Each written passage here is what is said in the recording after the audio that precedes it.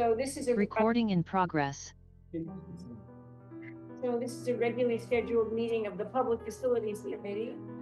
And present at the beginning of the meeting is Councilor Danberg from Ward 6, Vice Chair Councilor Leary from Ward 1. Who's online? Councilor Kelly from Ward 3. Saw Council President Laredo from Ward 7. Is there any other member of the committee here? I don't think so.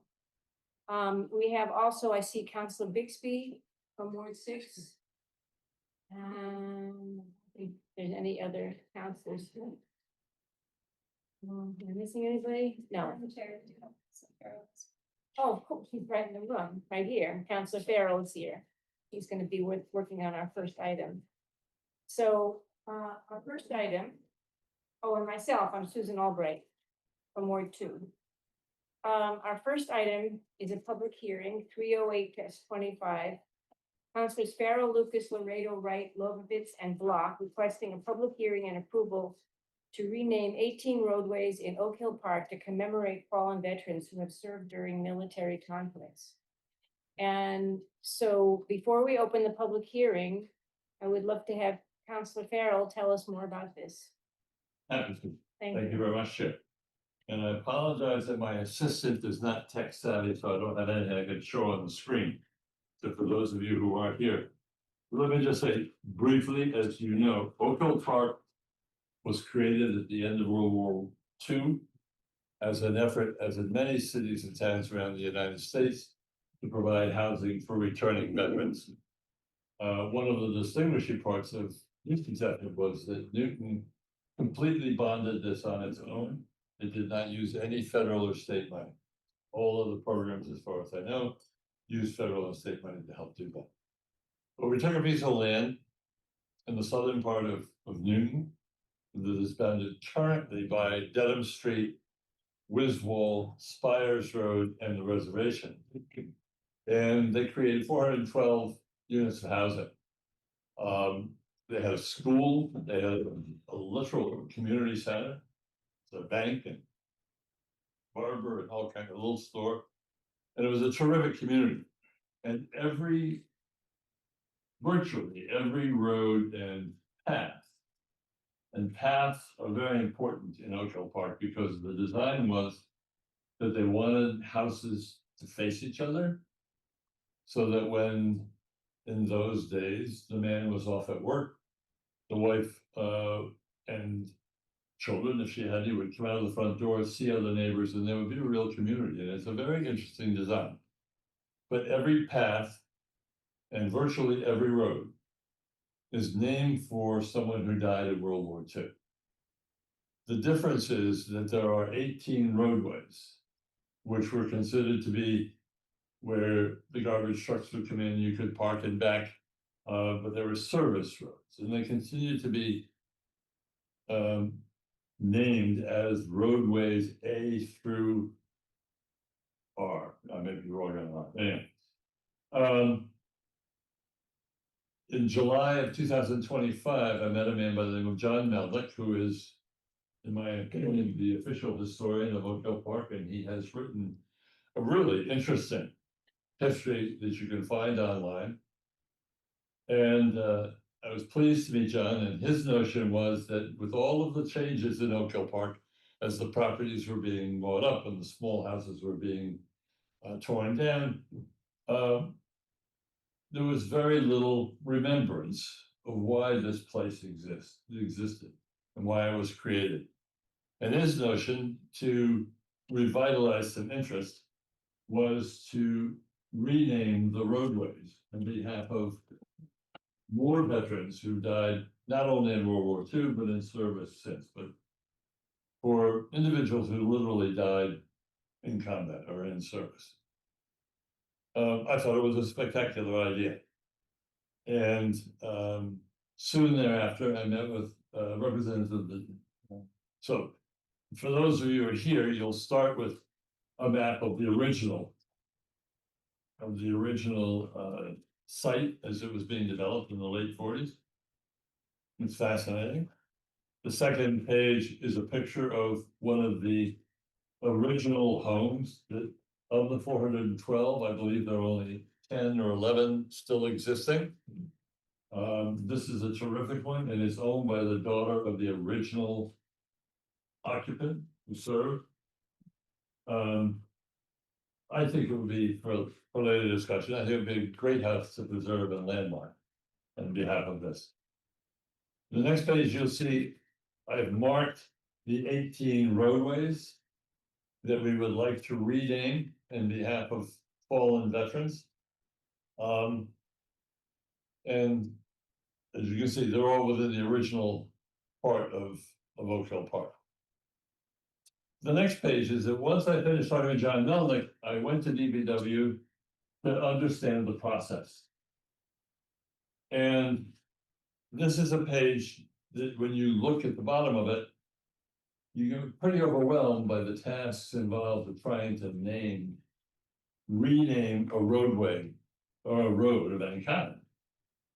For people who live on those roads and have deeds and bank accounts and credit cards and you name it, all these things that are in their name, and they use the name of their road on all those documents.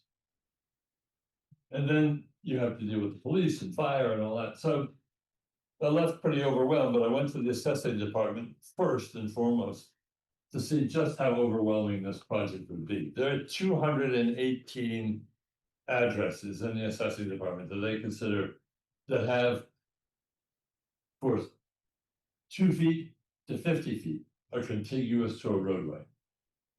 So I went and met with Mr. Shaughnessy and Mr. Cohen, and I proposed what I was trying to do, and Mr. Shaughnessy said, "Oh, it's no big deal, there's only one house."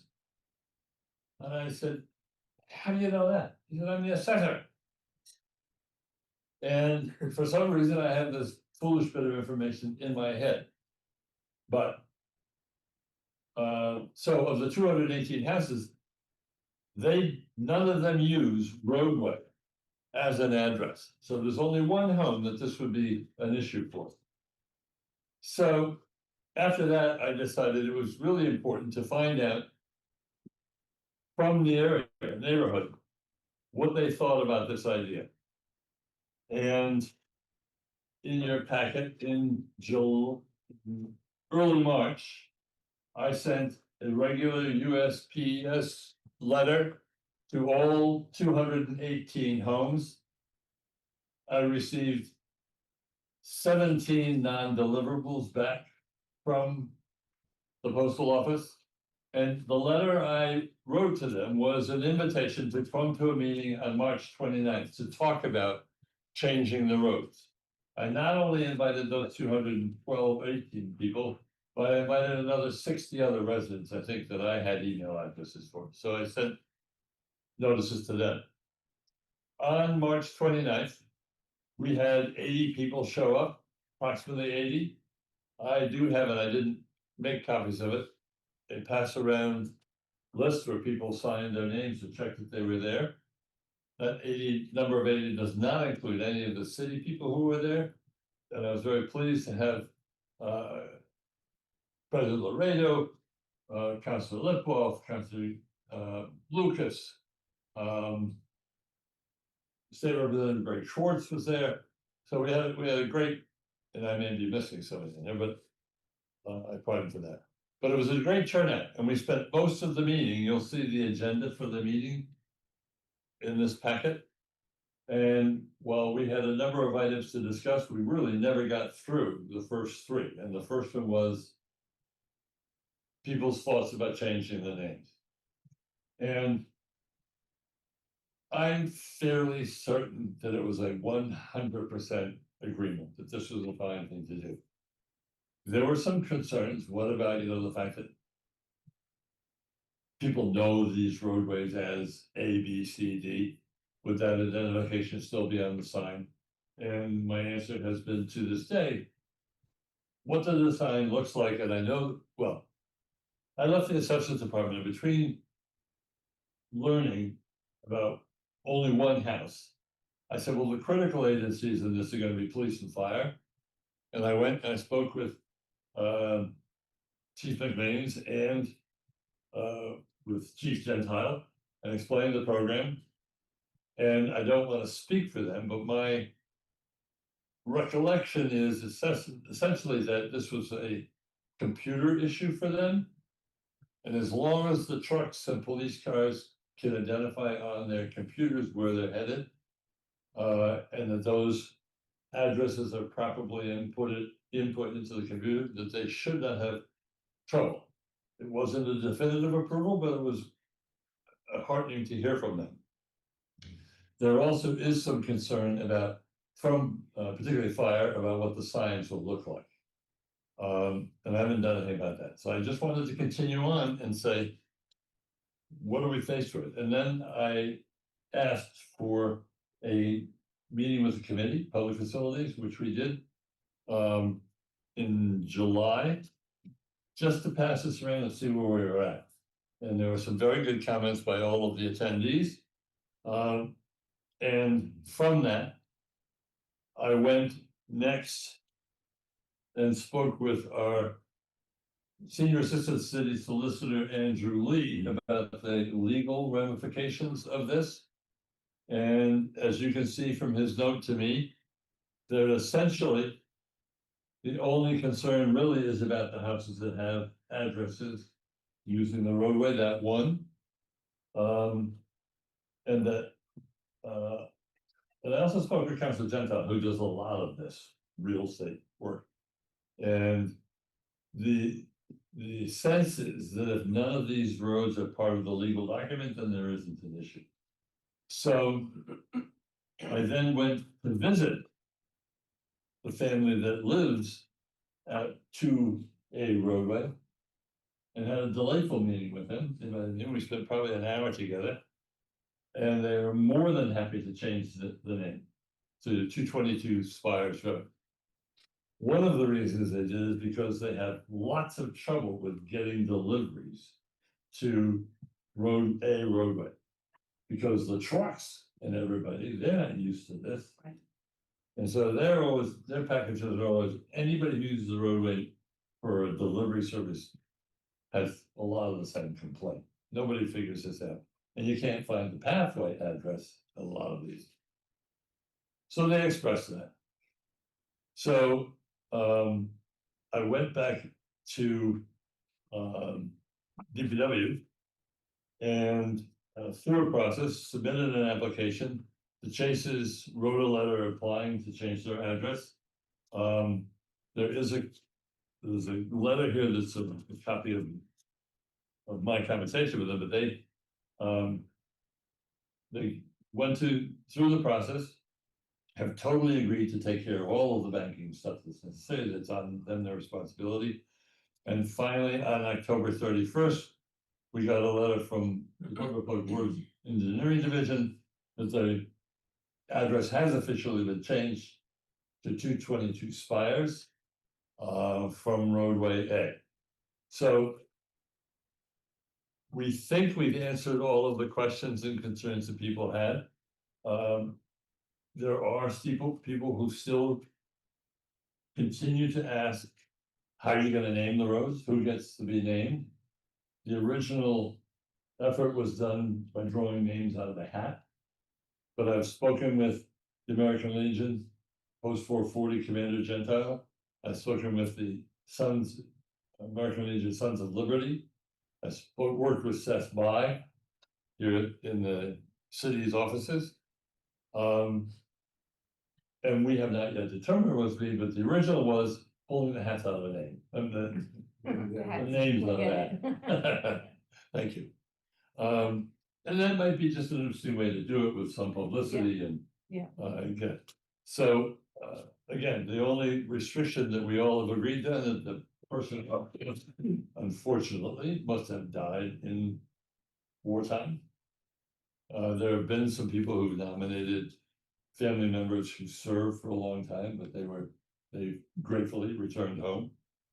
But there is no decision, and that really is what we're here for tonight, to hear from the public and the council about, given all this, what do they think about Okay. moving forward? Oh, thank you for that. And I noticed that we have Mr. D'Angelo, am I saying that right, from the police? Are you here, you're here for this item, yes? And Mr. Bianchi from fire, Yes. Yes. and I see Seth By also is here. So before we open the, and we've been joined by Counselor Kayla. Present. And I see we have, no, I was gonna say Counselor Norton, but that's not right. Former Counselor Norton. Do any of you that I just named want to speak on this item right now before we open the public hearing? Do you have any concerns that you want to voice, or you're happy with it, or anything that you want to say about it? No one? Okay. I would just reinforce that Assistant Chief Bianchi has said to me before, and he will obviously be engaged in whatever design there is for the street signs.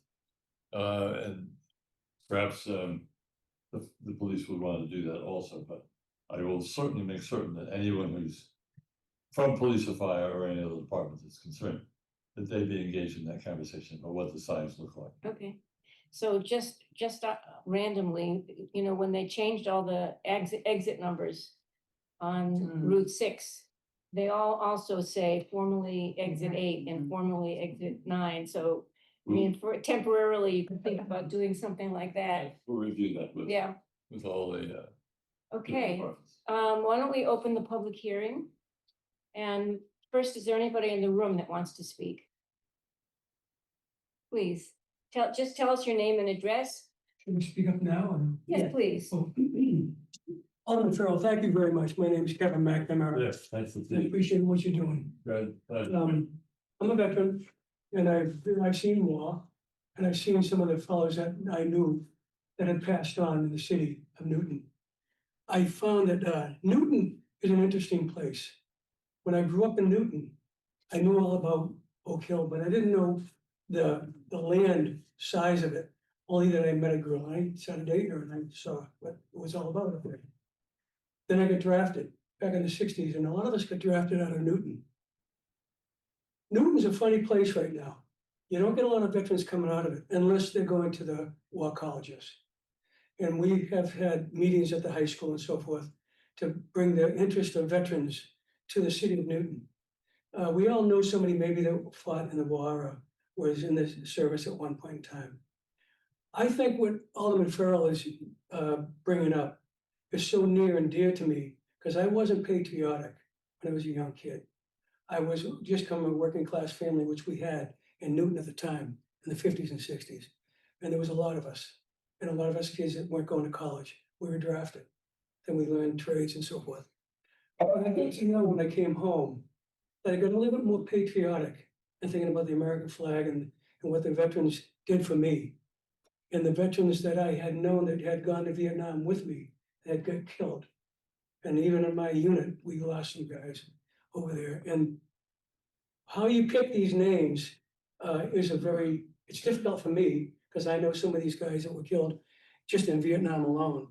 And we do, at the Sons of the American Legion, we're represented by the lieutenant and the commander of the post right now, of the Sons of the American, Dave. My feeling is, I think it's such a great thing that Newton keeps this alive and Alderman Farrell keeps this going. Because these streets up there, I know it could be an issue, but with one house being an issue, it seems that shouldn't be too much of a issue. When the gentleman spoke to the family, and they were very much involved, wanted. So I think I watched this back when it was at Mount Ida, Yes. I think, and that was you had a big crowd of it. And I think some of the folks that were here with Seth By and Mike Laredo and some of the folks, and we got the feeling that this is a great thing to do. And of course, there are other things with the water, the situation up there, causing the problems up there, the beavers. But I thought I came out of there feeling good, like I've been to church. That I'm coming out of this place and we're gonna keep it alive, to keep these guys that were just taken and went in the government, and they said, you're my property now, and these poor guys lost their lives. So I want to thank you folks for doing this, and it'd be heartwarming to see some of these names, and whether they picked out of a hat, World War II career or Vietnam. I have names of a lot of people, but we all probably do as well, that we've been associated with it. So I thank you for having the ability to stand here and talk to you guys. Thank you. Thank you. William. Anybody else in the room that wants to speak, please go ahead. Hi, I'm the Tell us son, your name and address. I'm Dave Snyder. I'm the Sons of the American Legion Post 440 Commander. And I'm here in support of the movement to change the signs and update it. I think it's a great honor to those who have paid the ultimate price of their life for the country. And it's an opportunity to support that. So I'm here to support the process, which seems to be working very smoothly. There's a lot of people who are interested and it's very good. Thank you Thank you. very much. Thank you. Thank you. I understand. Oh, yeah. So now, is anyone online that would like to speak? If so, just if you can raise your hand, there's a button that says raise hand. If you want to speak, please raise your hand and I will call on you. So I see Hattie Kerwin Derrick. I'm Hattie Kerwin Derrick, 197 Spires Road. And I am not on a roadway, but I am one of those people that Councilor Farrow spoke about that had concerns about the alphabetical order of the roadways. And I will also say that I am a daughter of someone who served in the Air Force and a parent of someone who's in a Navy ROTC. So I think this is a great effort. But what I would like to see is honorary signs on top of the current existing signs. When my son David says to me, can you drop me off in so-and-so's house? It's roadway C. I need to be able to know where I'm going. If they're different names, when you're here, down here, you don't know what roadway you're headed to. I don't have the same abilities that the police or fire have by looking something up in a database. Also, if we do honorary signs, perhaps I think it goes up to T, Councilor Farrell, because T is off of Hanson Roadway, I believe. And perhaps we can have more than 18 veterans who are honored if we use all signage. Thank you. Thank you very much. Mr. Bai. Good evening, Seth By, Director of Veteran Services, not a resident. Just kind of a caveat to what Hattie had said. I have seen the honorary signs in other cities in Boston and squares and whatnot, and they do look sharp when they're well done. So that's something to consider. The other seed that I wanted to plant now was the selecting of the names. If the number is 18, I guess in my little wheelhouse of selecting names and respecting all war eras, I would probably try to suggest that we break it down into subsets of World War II, Korea, Vietnam, and then from that subset, we pick, the letters, obviously A through Z, and each war era gets a section, a number of streets to make it equitable for all the war eras. Does that make sense? Sure. Yep. So that's just a little seed I wanted to plant with regards to the naming of the streets. Outside of that, everything else is a little bit above my pay grade. Thank you. Okay, thank you. Mr. Snyder. You could just give us your name and address. Yeah, John Snyder, 634 Sawmill, which is D roadway. Hattie basically totally I agree with her. I was thinking the same exact thing, keeping the letters and having honorary signs below them, as you would see on bridge or any squares and stuff like that. I also agree that there are probably double the amount of streets in Oak Hill Park that are non-roadways, McCarthy, Wiswall, Hanson, and you can also do signage there. That way you have more people being honored. The one thing that I'm going to bring up that has been brought up is that I've been living here for almost 20 years. And this whole area is, when I first moved in, my wife and I were the youngest ones by far, but this area in the last 20 years has changed over big time. A lot of new families, a lot of young families. When you have kids that are 8 to 12-ish, and they live on A roadway, and they want to go see a friend on D roadway or E roadway or F roadway, it's very simple for them. They know where to go. It's very, that's one of the biggest concerns I'm hearing from other neighbors, is that the kids might get confused of where they're gonna go, where their friend lives, or if they go to, Memorial Spalding and they're in kindergarten, one friend's like, oh, I'm on G roadway, and the other one's like, oh, I'm on, B roadway. They know they live close to each other. So I thought that might be something that might not have been thought of, especially for the younger kids and stuff like that. Okay. Thank you very much for that. Yep. Is there anybody else that would like to speak? If you don't know how to raise your hand, you can just put on your video and wave at us and we'll call on you.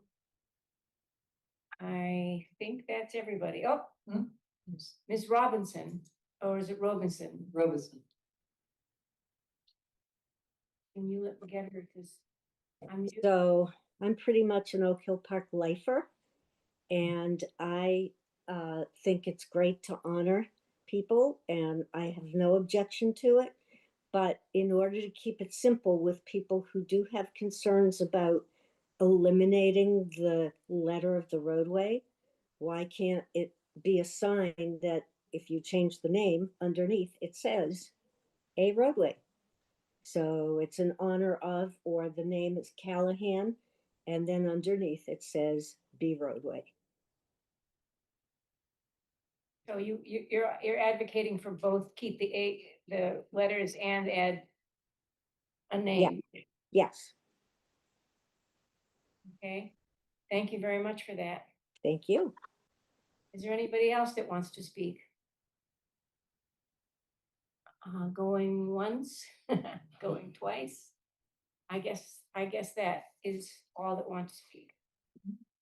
Okay, we'll bring it back into committee. First, Councillor Leary and then Councillor Danberg. Okay, thank you, Madam Chair. I first want to thank Councillor Farrell for doing so much work and putting this together. I know how hard you worked on that. And I think you've done a great job and you've gotten a lot of consensus, and I'm all for it. And, obviously the only things I would be concerned about is, the fire department being able to make its way through there, some of the concerns of the residents, which you've already addressed. My father was Lieutenant Colonel in the Marine Corps, and I had an uncle killed in World War II, and all of my father's older brothers served. So this is important to me, and I appreciate your efforts here. And I don't know, are we planning on approving this evening? We could. And there's maybe some details that still need to be worked out. But I'm all for it. I think that this can be done. Thank you. Yeah. Thank you. Councillor Danberg and then Councillor Kalis. Okay. Thank you very much. And I will echo what Councillor Leary has said. Thank you very much, Steve, for working so hard on this. I can see that you've done a lot of work on it. And I'm sure that there have been many phone calls and many contacts and many emails, and we know what's involved in undertaking something like this. I hear the concerns of the people who have spoken about maintaining the ABCD, the letters also, and I don't see any problem with doing it both ways, and having an honorary name, and having kids being able to find each other by, oh, you're on C, well, I'm on G. And some of us old people too. That's the only way that I can remember what the streets are, coming from Arlington, Boylston, Copley, Dartmouth, because it's A, B, C, D, E, F, G.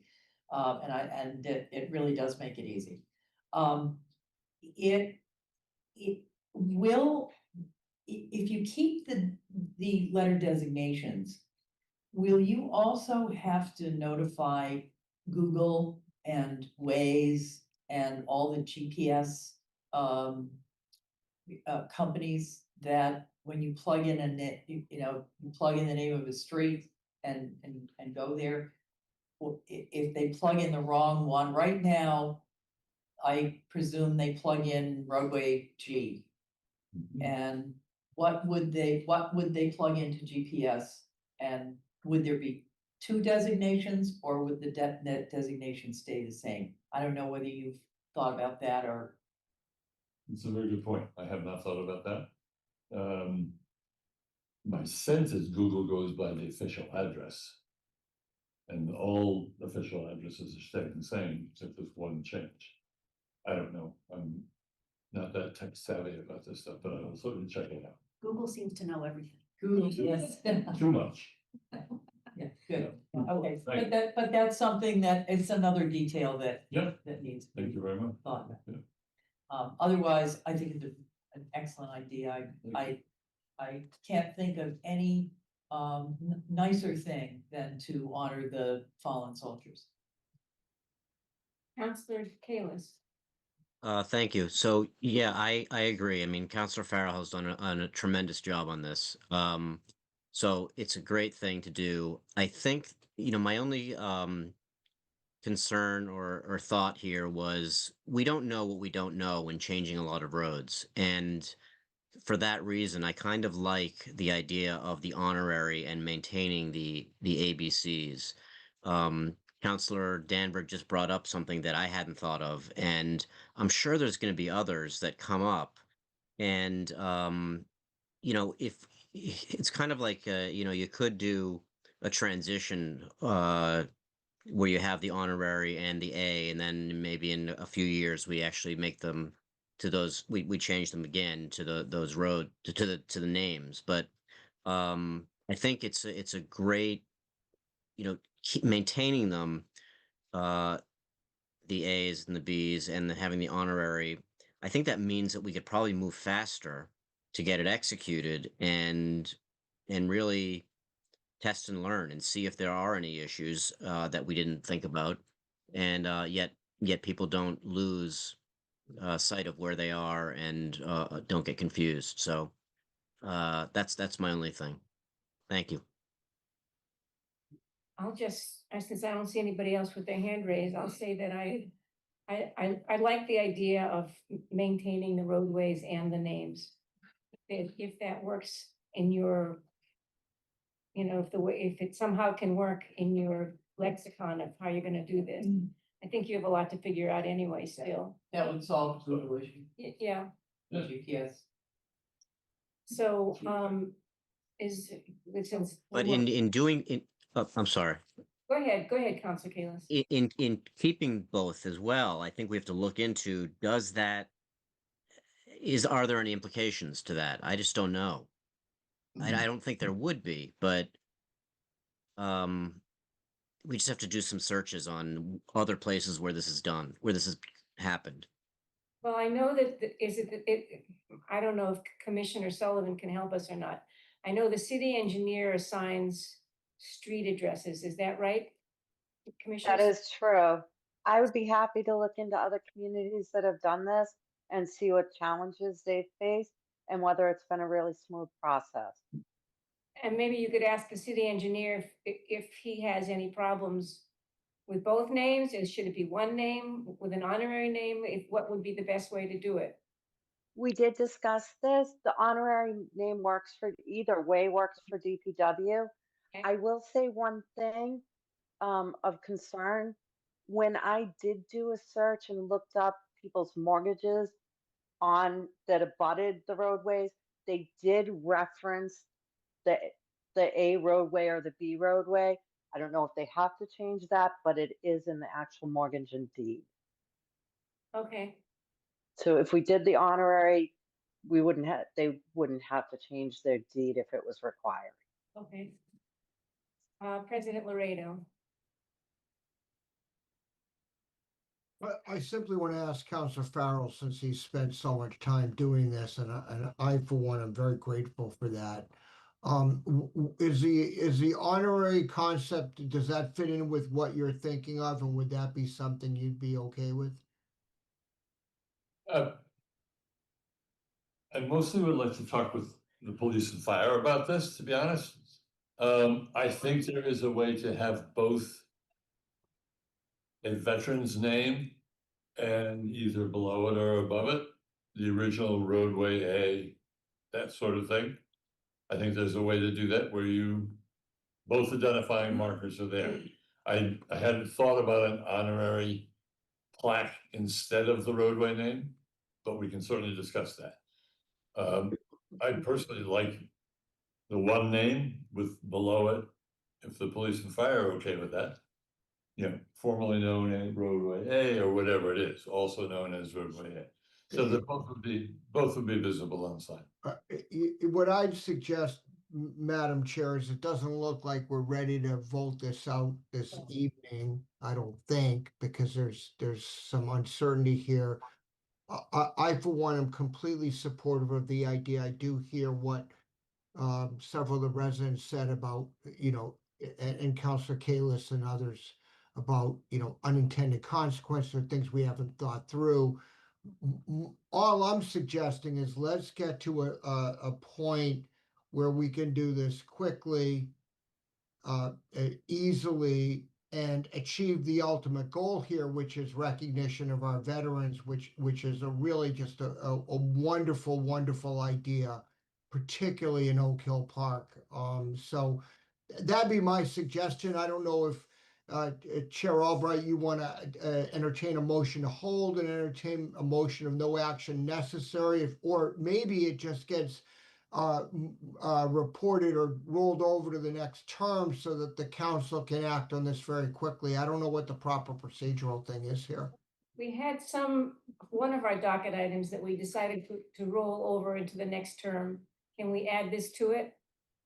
I won't be here to vote on it, but I'll be here to fully support the concept. So, but that's up to Councilor Farrell. I just don't get a sense it's ready to vote out yet.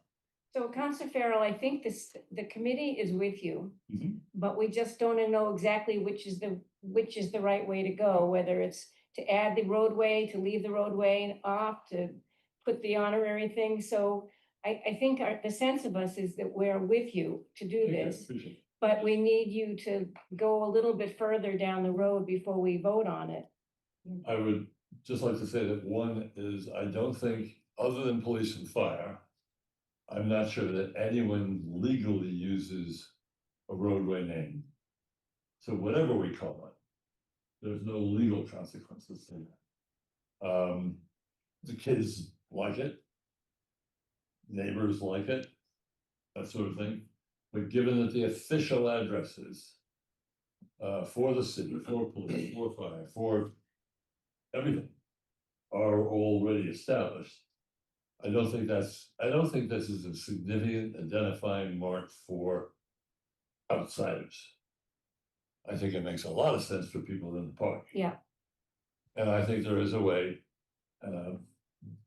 happen to do this any way you want, but I see a way with a sign with the person's name on it, and then underneath, also known as whatever is it, a road, so that you have both there. But Commissioner Sullivan, can you provide, when you said you found some people's mortgages with roadway mentioned, could you provide that information to Councilor Farrell so he could actually call those people? that's, Absolutely. yeah, Councilor And we Johnson. need to check in with the law department and make sure that they would have to change it. I don't know the answer to that. I just know that the deeds did say that. Yeah. We just need to check on that. My understanding from Councilor Gentile is that those changes would be noted during the time of a sale, Okay, and that is not a significant issue. okay. That's what, Did you have? Well, after this discussion, and there's still a number of details to work through. sure. I'm thinking, as President Moreira, was that a motion to hold might be appropriate here. Just Fine. because you know what it's like on the city council floor, and people, we don't want to do a lot of discussion on it. We want to be able to Yep. give them a package where their questions are all answered. I've got all those questions, I will get answers. And I think that the Yeah. sense of the group is that you should move forward planning Yeah. for how to do the signs. Yeah. And then it'll be a simple matter of voting it when you come back. Happy to do that. Yeah, it's that Councilor Kalis has his hand up. Yeah, I would say the more detail, the better, which is great. I would ask, the one thing that does scare me is this idea of people having to change their mortgage. So I know that what Councilor Gentile said, I think he is an authority on that. I just wonder if there's other authorities that we need to approach on that, just to be sure, because that could be a big one. And it might, if it only affects 2 or 3, then we could ask those people to call their mortgage companies, I would suppose. But that's one of those things that could be an unintended consequence. Yeah. Attorney Lee? Thank you, Madam Chair. I thought I'd take this opportunity to kind of clear up any confusion. If the mortgage references a particular address and there's a change of an address done at the municipal level, the mortgage doesn't need to be updated. There needs to be no change. What would have to happen is when the property changes hands, or if there's a new mortgage that's recorded against it, there would have to be a document that notifies, everyone on the registry that the address has changed. But what's existing doesn't need to be touched. Great, Right. that's what There you go. Counselor thought was the situation. Counselor Danberg, did you want to say something? Actually, most of my questions are answered. And if there's only one house that 218 that uses the roadway, we might only be dealing with that one house on things like GPS. The last page of the documents I showed you is the official notification that that home has been changed from a roadway to, I can't remember what the number is now, 212 Spire, 222 Spires. So that changes have already been made. So there are no houses that use roadway as their official address. Okay, then maybe it wouldn't be an issue at all to keep roadway somewhere on the same pole with the new name. So I don't think that's an issue at all. I mean, what we're talking about is it 1 sign, 2 signs? Yeah, right. Whatever. Mr. Snyder, do you have your hand up again? He's not probably blowing leaves. Okay. Lisa, remind me, it seems to me that there is some, one docket item that we're moving forward. We decided to move forward into the new calendar. Am I right? Sorry. Mr. Snyder, did you want to say something? Yeah, it wouldn't let me unmute myself.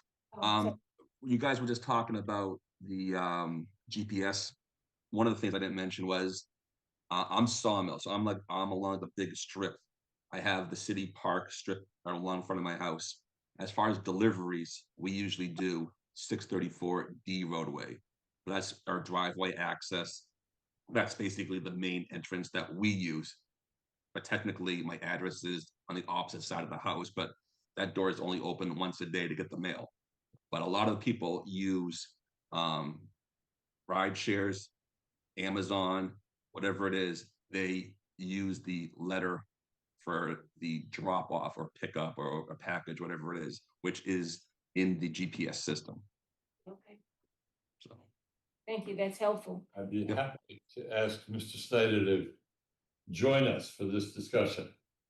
And I also want to thank him at this moment publicly for his efforts volunteering to put in the new flag on Sawmill Brook Parkway, and he got his crew to plant 3 new trees and helped set that all up for Flag Day last year. And I want to thank him again for doing that.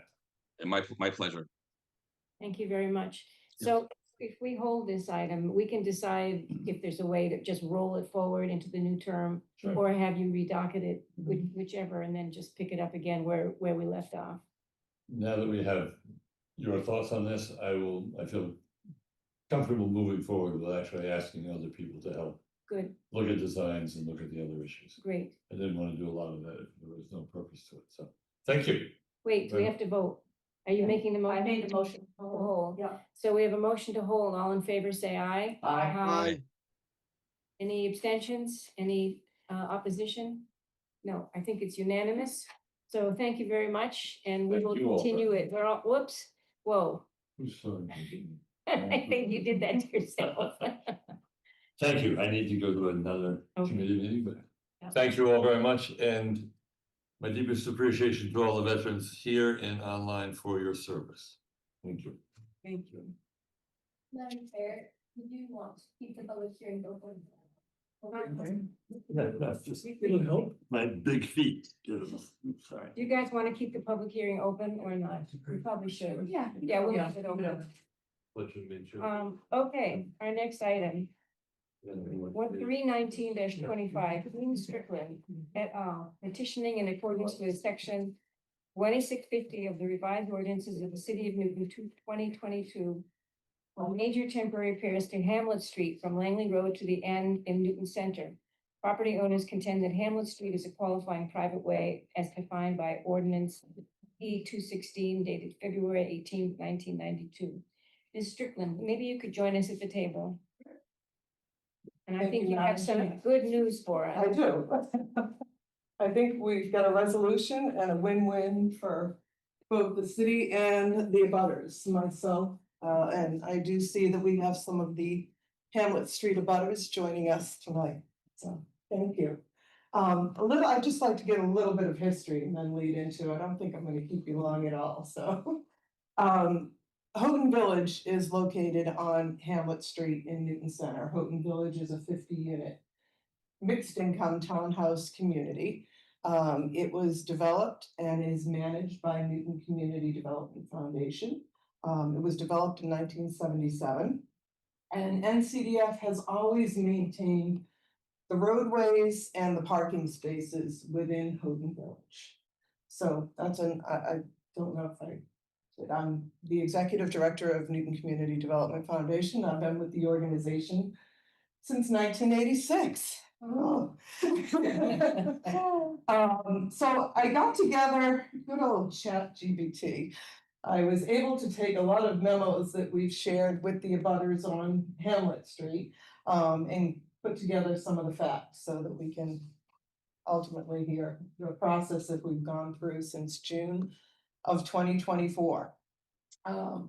Roadway conditions had deteriorated. There were a lot of potholes on Hamlet Street. That was between Langley Road and the entrance of the Houghton Village. And we contacted the city and we learned then that the city was not responsible for filling those potholes because Hamlet Street is a private way.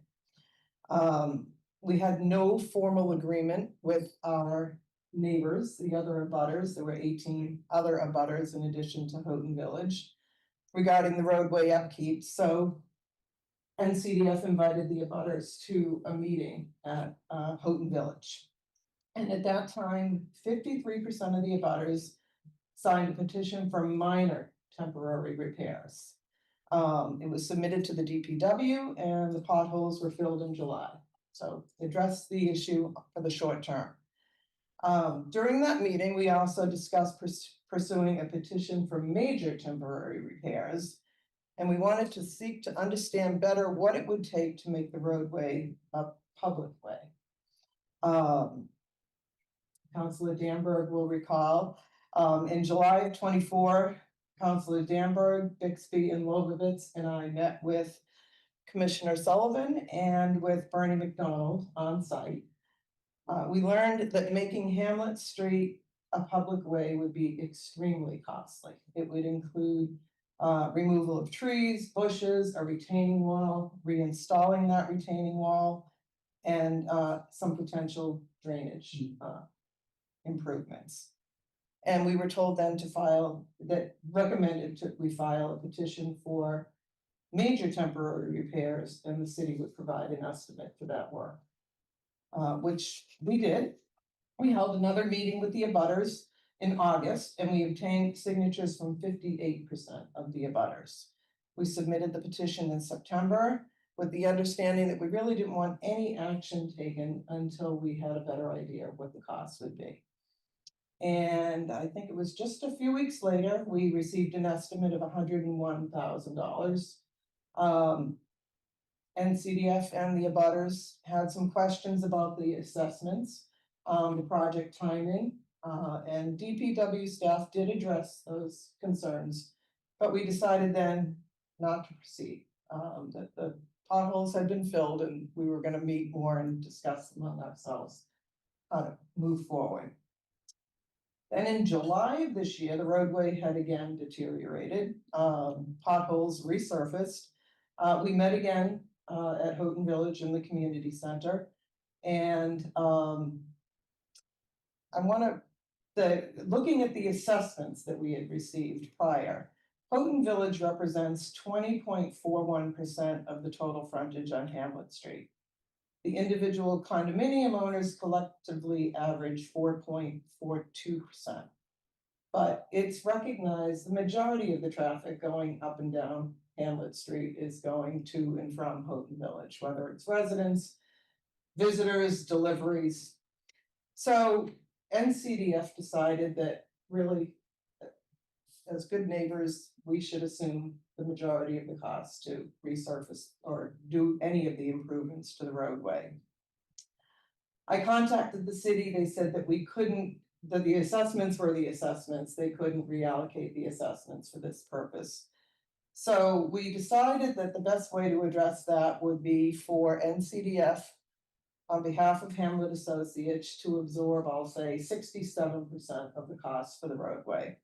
And that after the work was done, we would reimburse the remainder of all of the other abutters. The difference between what they were assessed and what the savings would be with NCDF paying 67% versus the 20%. Then, in August of this year, we had signatures from 63% of the abutters for the petition for major temporary repairs, and we submitted that on August 26th.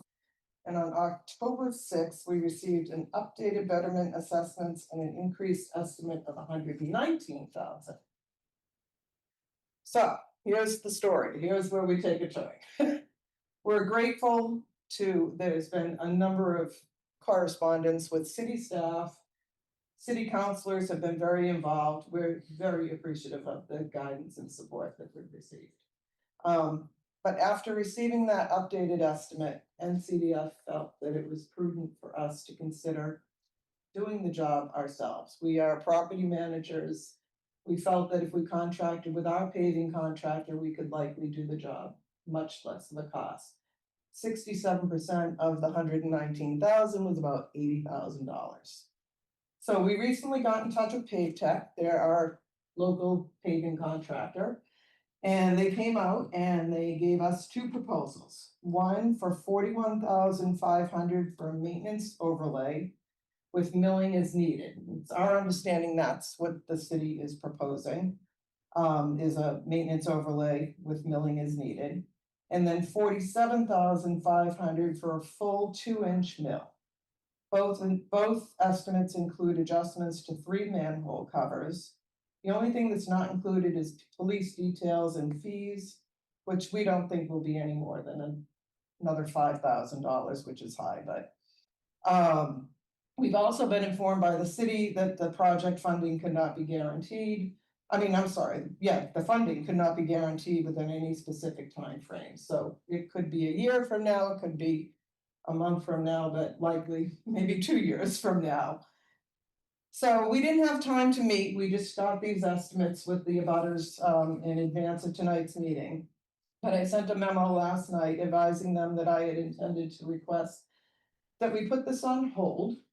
And the pause really is just to allow us to determine what the city review and approval process will be if we go forward with contracting Hamlet Associates directly with PaveTech, pay for the full cost of the work, and be able to schedule the work in the spring of 2026. Going to alleviate assessments for all of the other abutters. It's going to save us at least $25,000 versus what the assessments would be with us contracting directly. And then once we receive guidance from the city, we're ready to contract with PaveTech. Now, I didn't know if anybody from DPW would be here, but I know that Commissioner Sullivan's here and I can forward this to her. But these are the proposals. There we go. From PaveTech. Okay, is there anybody? Or I can give you a copy. So I do know that the city from what I understand, the city needs to approve any work. And certainly Eddie, who owns Jones Pave Tech can certainly make himself available. I think he's done some work with the city in the past. But this is the proposal, $40,000 for the 2-inch overlay, 1,500 for the manholes. The mill and fill is 46,000, 1,500 for the manholes. We projected, they could take up to 3 days, so we projected 2 police officers. It's a private way, we didn't know if we had to have police officers, but certainly we would want to contract with somebody to direct traffic. It's one way in and one way out, so they would have half the road open during the entire project. And then the fees, so like I said, that was what our estimate was, approximately $5,000, so no more than 55,000 in full. So do you want us to hold this while you're having this approved? I would like for you to hold it until we have some better direction from the city as if anybody, perhaps Commissioner Sullivan may be able to give us some direction tonight on what needs to get done Commissioner or Sullivan? reviewed with the city. How's that? Happy to. You would just need to pull the permits. We may require a traffic management plan. The police, if they require details, will require that traffic management plan. It's a fairly straightforward process.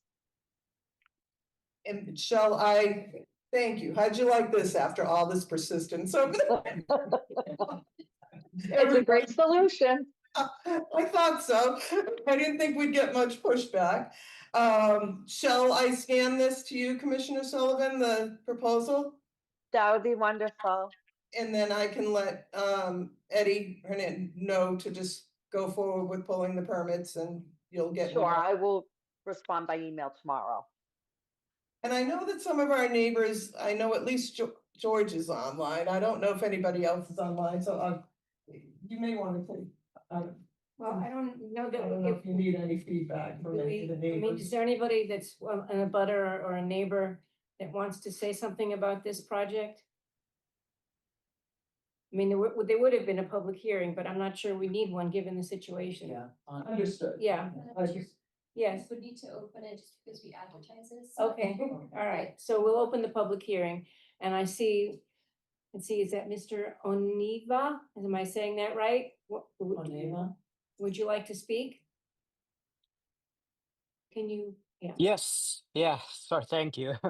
Yeah, I mean, not much to add. Yeah, this all came as you know, as Jim said, like a last minute thing. So I just want to fully support her. I think it's great the work that she's done. And we, you know, we couldn't be more thankful. I mean, the conditions on the road are having really terrible in the last. Sooner we can get this done, the better for all of us. Great, So thank you so much for all your work. thank you. I like to call that natural traffic calming. Is there anyone else that wants to speak? I guess since we're holding it, we should probably leave the hearing open. Yeah, I was just wondering, well, first, Ms. Strickland, thank you so much. It's great to have someone come before us who already gives us all the answers and we just have to listen. But has the city had gone through this before with another condo association, or is this the first time we've done this? And I think it's brilliant actually to have you to hire your own contractors to do that. Commissioner Sullivan, has this happened before? On private ways, yes, people have paved their own private ways. Oh, they have, okay. So- Yes. It is always a little less expensive. The city has to pay prevailing wage. Right. When we hire a contractor, that's the difference in pricing. Okay. I So see there's Ms. always- Cruz. I see Ms. Cruz would like to speak. Cynthia Cruz? Can you hear me now? Yep. Thank you. I just want to make sure that the city won't, for any other reason, reject the work of the private company. Like, is there potential for them reviewing what they're doing? And if it may differ from what the city would do, would they object to it or no? The only issue I could possibly foresee is to make sure that there would be no impact on the utilities, like the water, sewer, drainage. I actually don't think there's drainage in your roadway, but yes, that would be the one thing. And how do we make sure that that there is no objection? Is there like a process for it? You apply for a permit. Okay, just the permits. Okay, The thank you. contractor will apply. Right, thanks. Thank you. Counselor Danberg and then Counselor Kalis. Okay. Thank you, Mr. Glenn, for bringing this to us, and I think this is a marvelous, outcome. We've looked at this now for several years, and we've talked over the years about the deteriorating conditions of this roadway. And I'm thrilled that, you were able to find the Pave Tech and that the price is what it is. And since everything is going up, I think the sooner you get this thing done, the better. Are you gonna be able to get through the winter with the, condition of the road the way it is now? Is it okay to drive on? Yes, so as I reported recently this summer, they did fill the potholes again.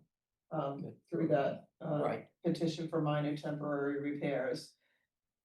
With the weather, as it has been the past few years, they have said that they could get the job done before the end of the year. I'm always a little leery, and I will look to Commissioner, well, she may not be there, Sullivan.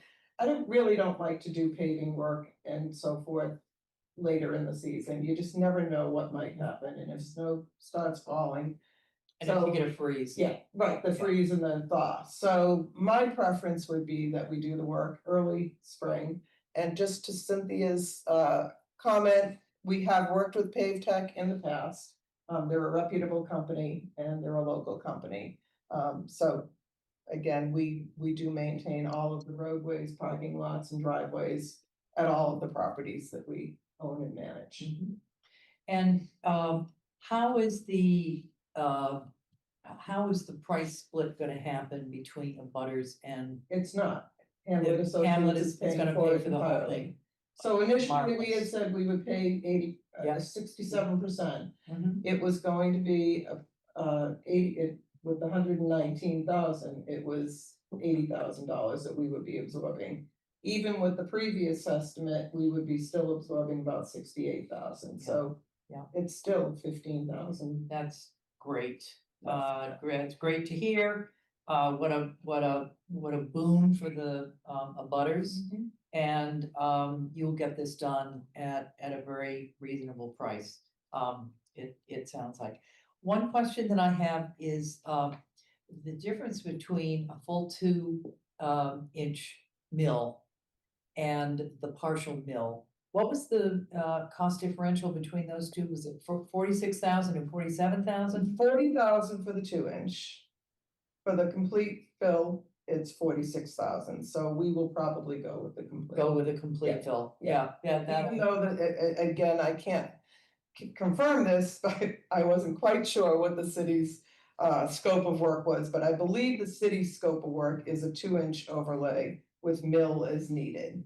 And that this one, Eddie, the owner of Pave Tech, had recommended that, for another $6,000, do the full mill and fill. Absolutely.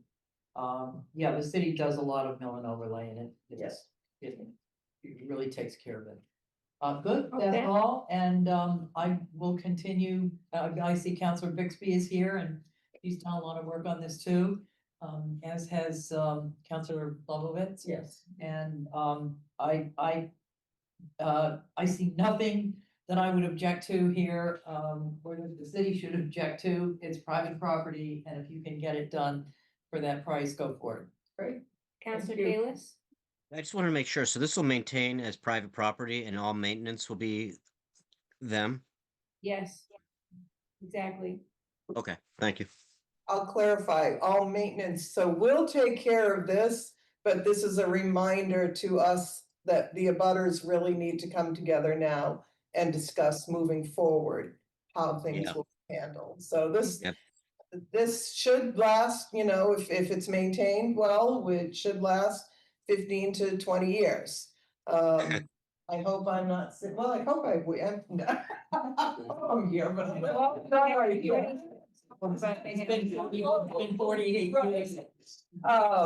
So, yeah, we do need to, come together, the abutters, the 19 abutters and discuss maintenance of the roadway moving forward.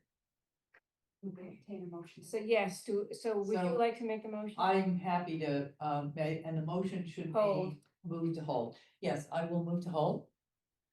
And please do let us know as soon as you know that you're moving forward with this plan, so that at the next meeting, we could put it on the agenda and just NAN it. Will do. Thank you. Thank you. I will actually contact the owner of Pave Tech tomorrow, talk a little bit more about the process and, again, I'm not sure then if he'll submit for a, permit now, if we're gonna wait until the spring, but we'll talk. Who knows, you may hear from him in a couple of weeks. Okay, very good. Okay. Yeah. Well, thank you all again. Your patience with my persistence has been much appreciated. Yeah. Did a great job. Thank you. All right, the next two items are in Did commission. we vote? Yes, we should vote.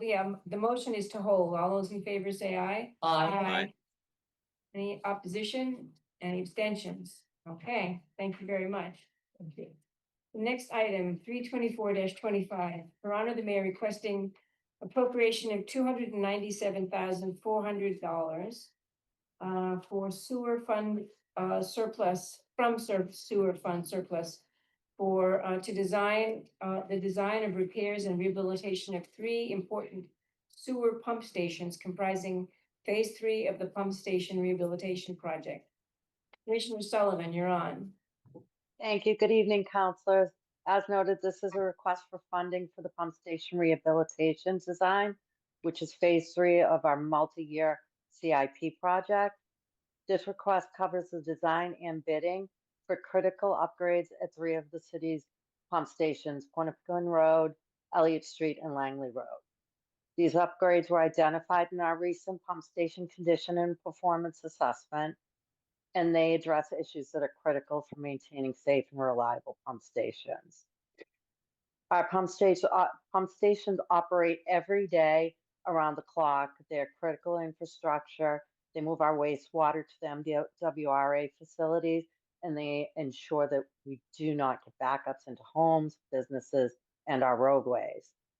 The assessment identified several priority deficiencies at the 3 stations, including aging or failing pumps and pump motors, emergency generators that have reached end of life, deteriorated hatches, roofing and structural elements, electrical and control system components that need renewal. Completing design puts us in a position to bid and construct these improvements in a timely and efficient way. The design contract covers project and design management, field evaluations, preparation of up to 100% design documents, and the bid services for these designs. The design and bidding work will take approximately 6 months to complete. The total cost for this phase is $297,400, which covers engineering design, quality control, field evaluations, preparation of bid-ready construction documents. Thank you, and I'm happy to answer any questions. Could you just remind us how many phases there are? It is, I believe, a 10-year CIP project, so 10 phases. Okay, thank you. So questions for Sullivan? Commissioner, when will the work start?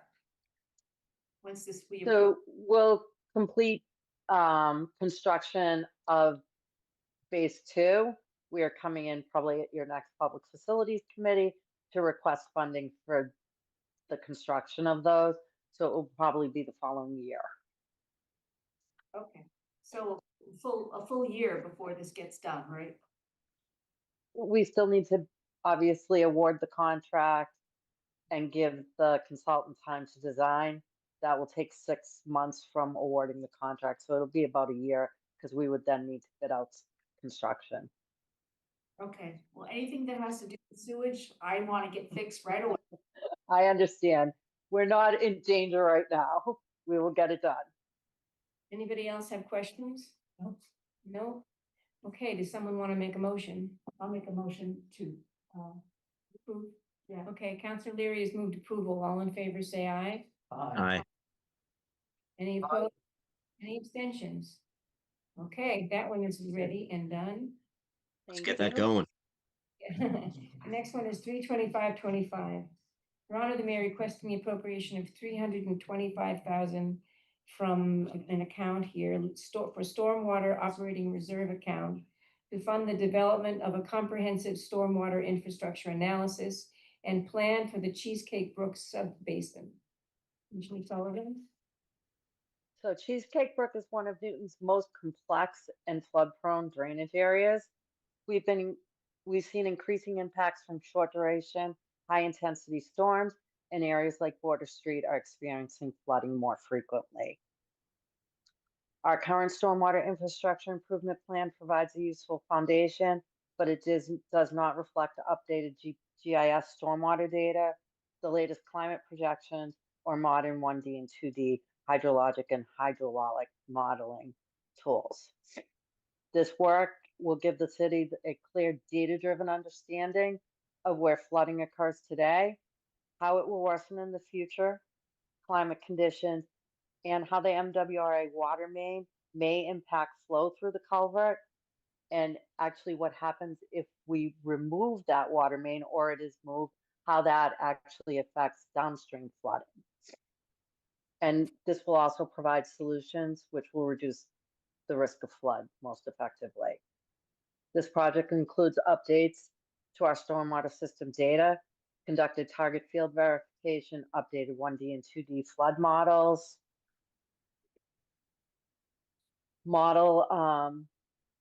models for present and future storm scenarios. It will update the stormwater infrastructure improvement plan and will evaluate mitigation alternatives. All set? This work, it will mitigate future floods, provide solutions for future flood issues. This work will begin shortly after its award and will be concluded by December 31st, 2026. Happy to take any questions on this. We had Sorry, I have a cold. Okay, we've had a docket item on Border Street, sort of languishing.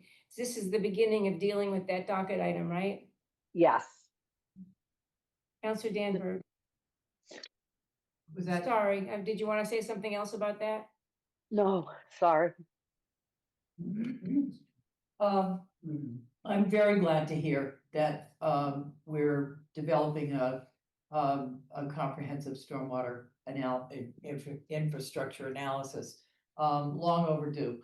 Am I remembering correctly that Cheesecake Brook overflowed its banks in 2010? Has it actually overflowed outside of its banks recently? Yes, I'm going to remind you about the bridge along Albemarle Road in the car. It was swept into the Cheesecake Brook. Yeah. Multiple times since 2010. Wow. Yes. Stage people there to close the road if the rain gets too heavy. So we're there. We need to do this, and I would be happy to move approval when that Okay. comes. And we've been joined by the Chief Operating Officer, Mr. Yo. Anybody else, Counselor Leary? Yes, I just wanna,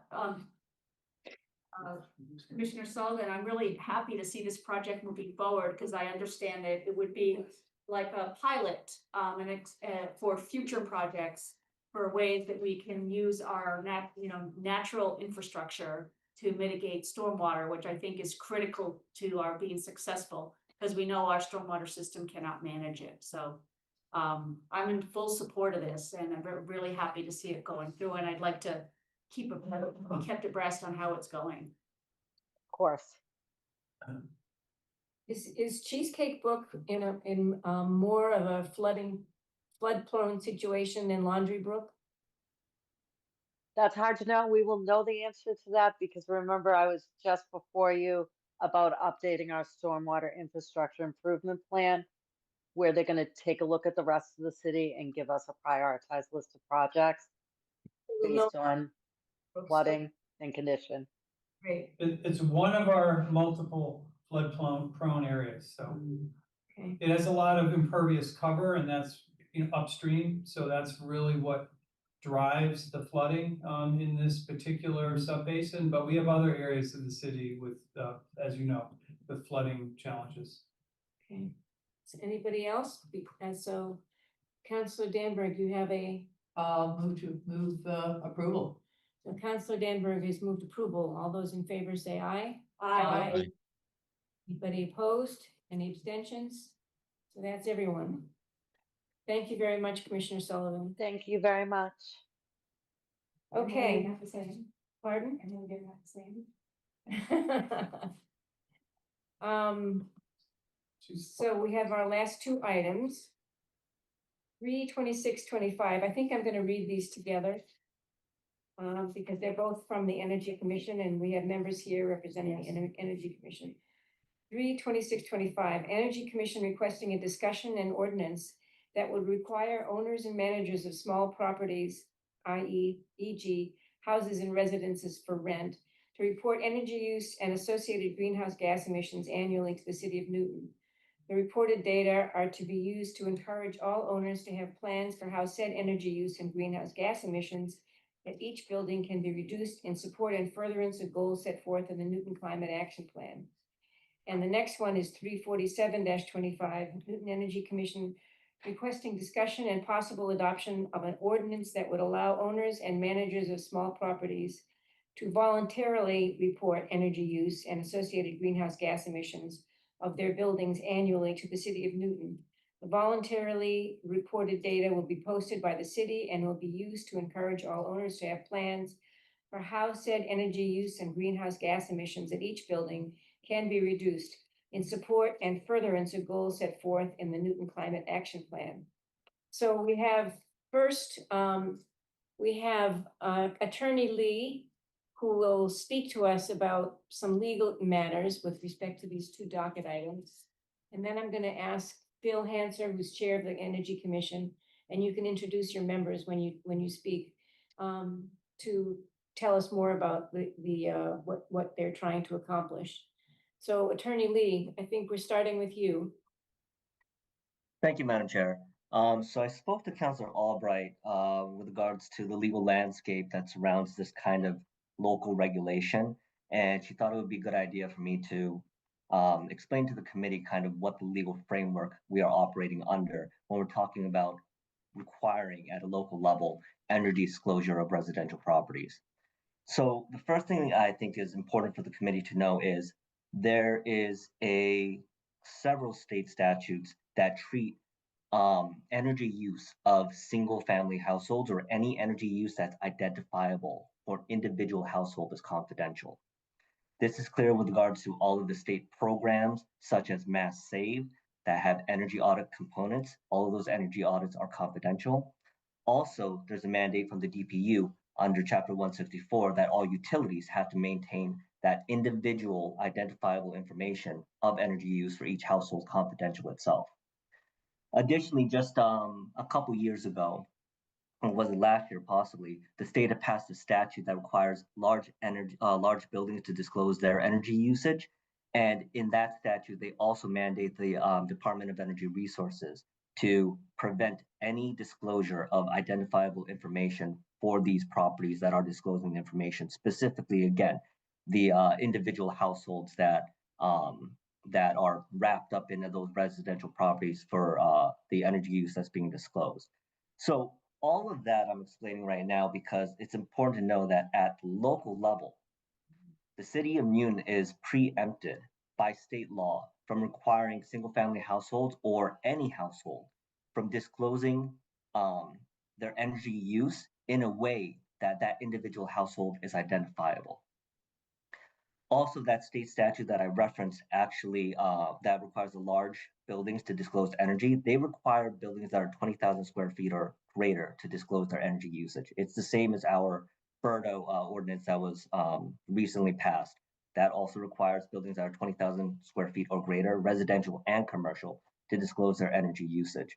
I bring that up because there is a possibility that even requiring energy usage in a anonymized way that's aggregated for residential properties where you can't identify the single household, but the building itself is less than 20,000 square feet, that might also be preempted under state law. So I had actually met with Council Albright as well as the Energy Commission folks, and with regards to this proposed ordinance of the mandatory disclosure of energy usage for these smaller residential properties. And I explained to them essentially what I explained to you, that the city doesn't have the authority to do it.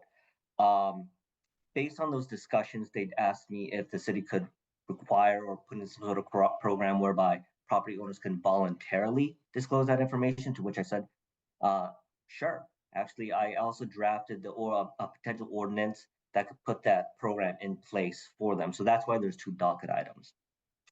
The last thing that I'll state is, if the city is interested in creating an ordinance where there is disclosure of energy usage for these smaller residential properties, where the individual household energy use may be disclosed.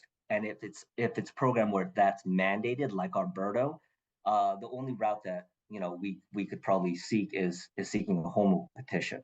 So just wanted to lay out the legal framework and the different options that are available to the committee. If there are any questions, happy to answer them. Thank you. Thank you, Attorney Lee. And I just want to note that we've also been joined by Ann Berwick and Sam Nyman from the Sustainability Group or team or whatever. Counselor Lear, well, so Counselor Lear, you have a question for Attorney Lee? Yes. Okay, go ahead. Well, part one, Attorney Lee, you did answer one question I had, was the home rule petition. So just to confirm, we could go ahead and pursue that. That would be one possibility. That's correct. Is there any reason why energy use data disclosure is considered confidential? I mean, we have HERS ratings out. That's all on the assessor's database. Why is this so private? That's a question for the state legislature. I don't know the intent behind it. I just know that they've consistently had that. HERS ratings are different too. HERS isn't about energy usage of any particular resident of a property. The HERS rating is just based on the building materials and the way that it's constructed, how sustainable it is and how well it insulates and things of that nature, which is very different than kind of the personal information of the usage of a particular household. I don't think it is, but It's very different. it's very different. Okay, thank you. Those were just my questions. So Mr. Hanser, would you introduce your members who are here and also then please come and give us your presentation? Sure. So let's see.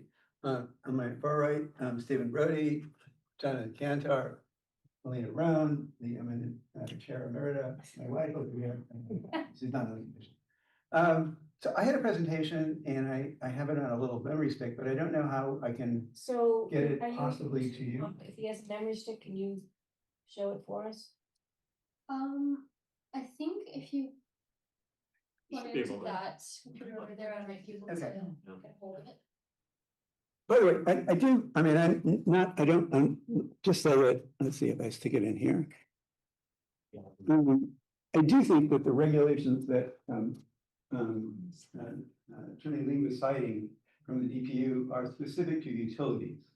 And the reason for that dates back to the time in which there were competitive issues concerning utilities. And I don't think that those, and I think that those are regulations that DPU promulgated relative to the provision of energy information by utilities. And that's why MassSave, since it's a subsidiary instance of utilities, is prohibited from providing that information. But I don't think that that implied necessarily a prohibition for it. So I actually like from Attorney Lee possibly a more complete memo on what was going on.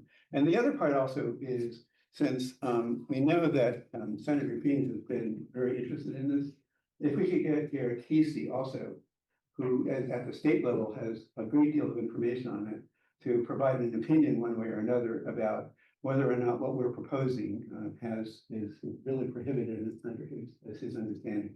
So if we could get those two pieces, that would be very helpful, because I think a lot of this is a holdover from, or is a function of public utility regulation, which differs substantially from what is the regulation associated with local. Can I governments interrupt and you so on. just to ask you, can you give Lisa some guidance? Oh, about yeah. who's filing This this? is- Yes, this is, I teach.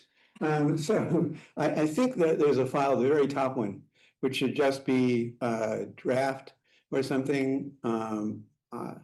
Should be, no, it's just an ordinary file. It's not a folder.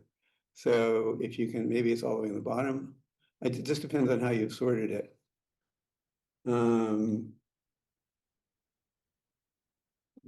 Let's see. Would you have the name of the file? It's just said, it says draft presentation, so just look for, I think that should be up there. There it is, yeah. Yeah. Sorry. You also got a presentation from one of my courses that I taught. You can see that too. You know, it would, you know, it's a great soporific. If you're having trouble sleeping, really, I can recommend my lecturing to you. Okay. So,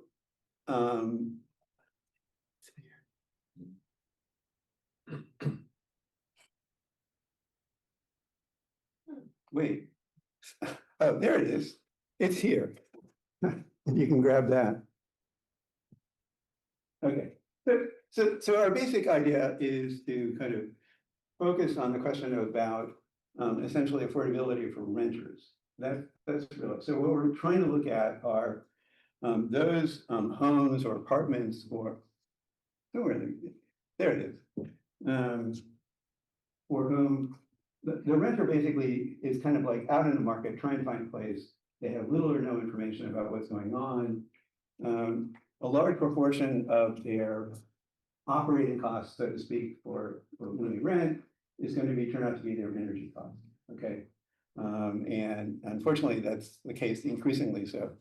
And so let me just sort of talk about who we're kind of looking at. What we're really looking at is sort of this piece of the pie down here. That is to say, the majority of what we're looking at is not these folks who are either owner occupied or family members in it. We're only kind of trying to find those kind of situations in which there is somebody renting a home or most likely a duplex or a triplex or a quadplex or something.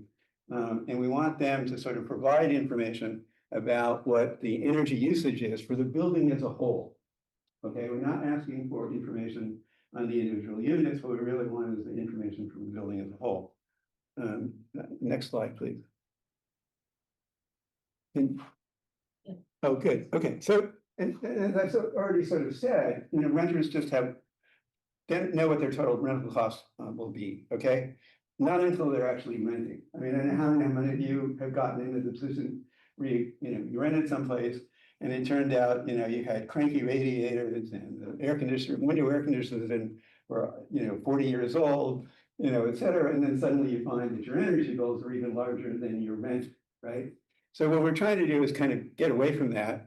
We can't completely solve the problem, but we think that one thing we can do is just basically have the landlords report their building's energy usage on an annual basis, and it'd just be aggregated. That is, over the course of a year, get all the energy together, kilowatt hours, BTUs of gas that are used, and so on and so forth, and then present that to the city. Next. So what we want to do is get essentially the total annual energy used by fuel, BTUs, kilowatt hours, and then hopefully also a conversion into CO2 equivalents.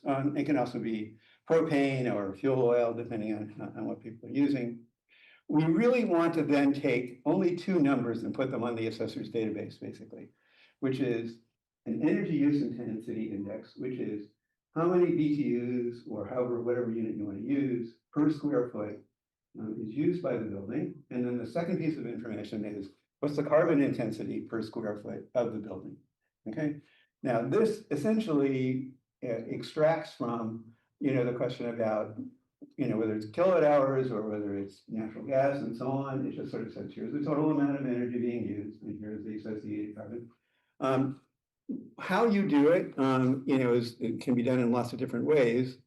We think, by the way, by doing this on an intensity basis that we avoid, it creates comparability. So if you've got a quadplex versus a triplex that you're thinking about renting, you know what the intensity per square foot is, it doesn't matter whether, you know, what's going on in terms, or the size even, right? Okay. You're too fast. She put it back. Huh? She put it back. It's not Berto. No penalty for non-reporting, okay? You know, basically, this is, the way this is set up is it's sort of like, this is probably, the analogy I think of is, it's like going to the library now. If you go to the library now, the library tells you, you need to have your books back by 3 weeks. But by the way, there's no penalty for it being late and so on and so forth. Same idea here. We don't want to penalize anybody at all. We don't have any intention for future penalties for omissions. Okay, so the idea is not to sort of say, okay, I'm going to take this information and now I'm going to sort of penalize you depending on what the level of emissions are. This is just informational for matters. And we also just want the straight data to go straight to the assessor's online database. It's just two numbers.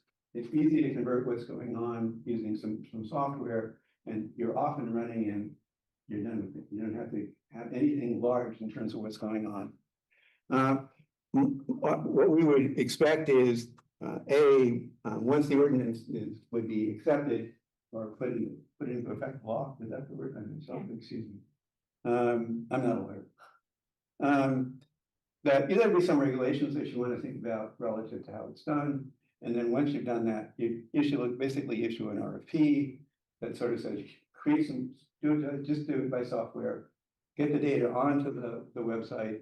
If there's some information, if there's different ways the information could be input to make it easier for folks or not, you can do that. But it's a kind of a relatively straightforward act. Now we can go to the next slide.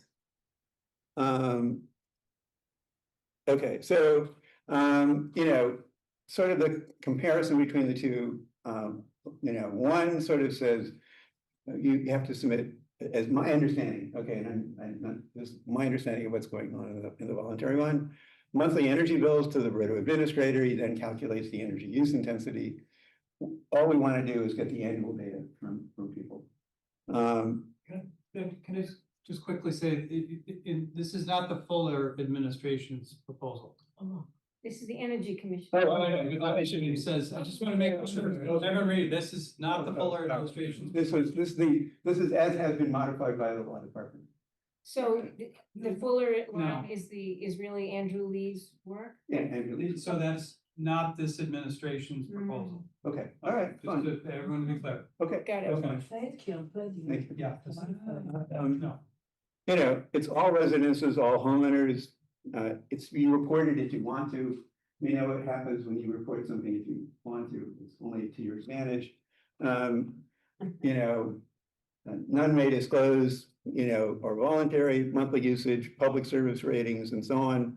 And we think that the result will be tenant identifying information, and we don't want that. Our proposal sort of says we require it. Only non-owner occupied properties, not subject to Berto, smaller rentals. It's collectively exhaustive. It would be everybody in that pool of non-owner occupied. You know, require and shall report. I mean, it's more in the line of kind of, how should we say, a toothless requirement. You know, it's more to sort of like the library, right? The library says you got to turn the books in 4 weeks. They don't charge you if you're not, but the presumption is because they say you're required to do so, that helps you. And then lastly, you know, what we want to publish in the end is only the EUI and the CE, then the energy use intensity and the carbon energy intensity. And so that is sort of, in a sense, takes away this question about, do you really know what the energy usage and so on and so forth? Partly because you know, the EUI, for example, is a combined number. It's not just one number, it's not kilowatt hours, it's not BTUs, it's the combination of all energy that's being used by the premise. No ratings, and the tenant identifying information is not reported because it just isn't a part of the law. So you know, we have these two different versions of the ordinance, and I'm not sure, you know, which one you would want to pick. I think that I would frankly like to wait and make a decision depending on the determination about this, whether or not the mandatoriness, frankly, of the regulation is possible, or if the Public Facilities Committee is comfortable, going ahead with it without that. But I think it's unclear to me that given the lack of enforcement, of the regulation, and that the regulations that so far that have been cited suggest to me that, and they mostly apply to public utilities, as far as I know, maybe a clear written opinion about the mandatoriness would be helpful in the disclosure issues. And I'd also like the possibility if we could get Garrett to come in and help us with this, if that was possible too. So if you're in an apartment with 4 units and each unit pays for their own electricity and fuel, how do you aggregate that to be just the building? Well, it's the same way you do it in Verdo. In Verdo, you have all the multiple units. Okay. And they're aggregated in Program Manager, in this case, the software.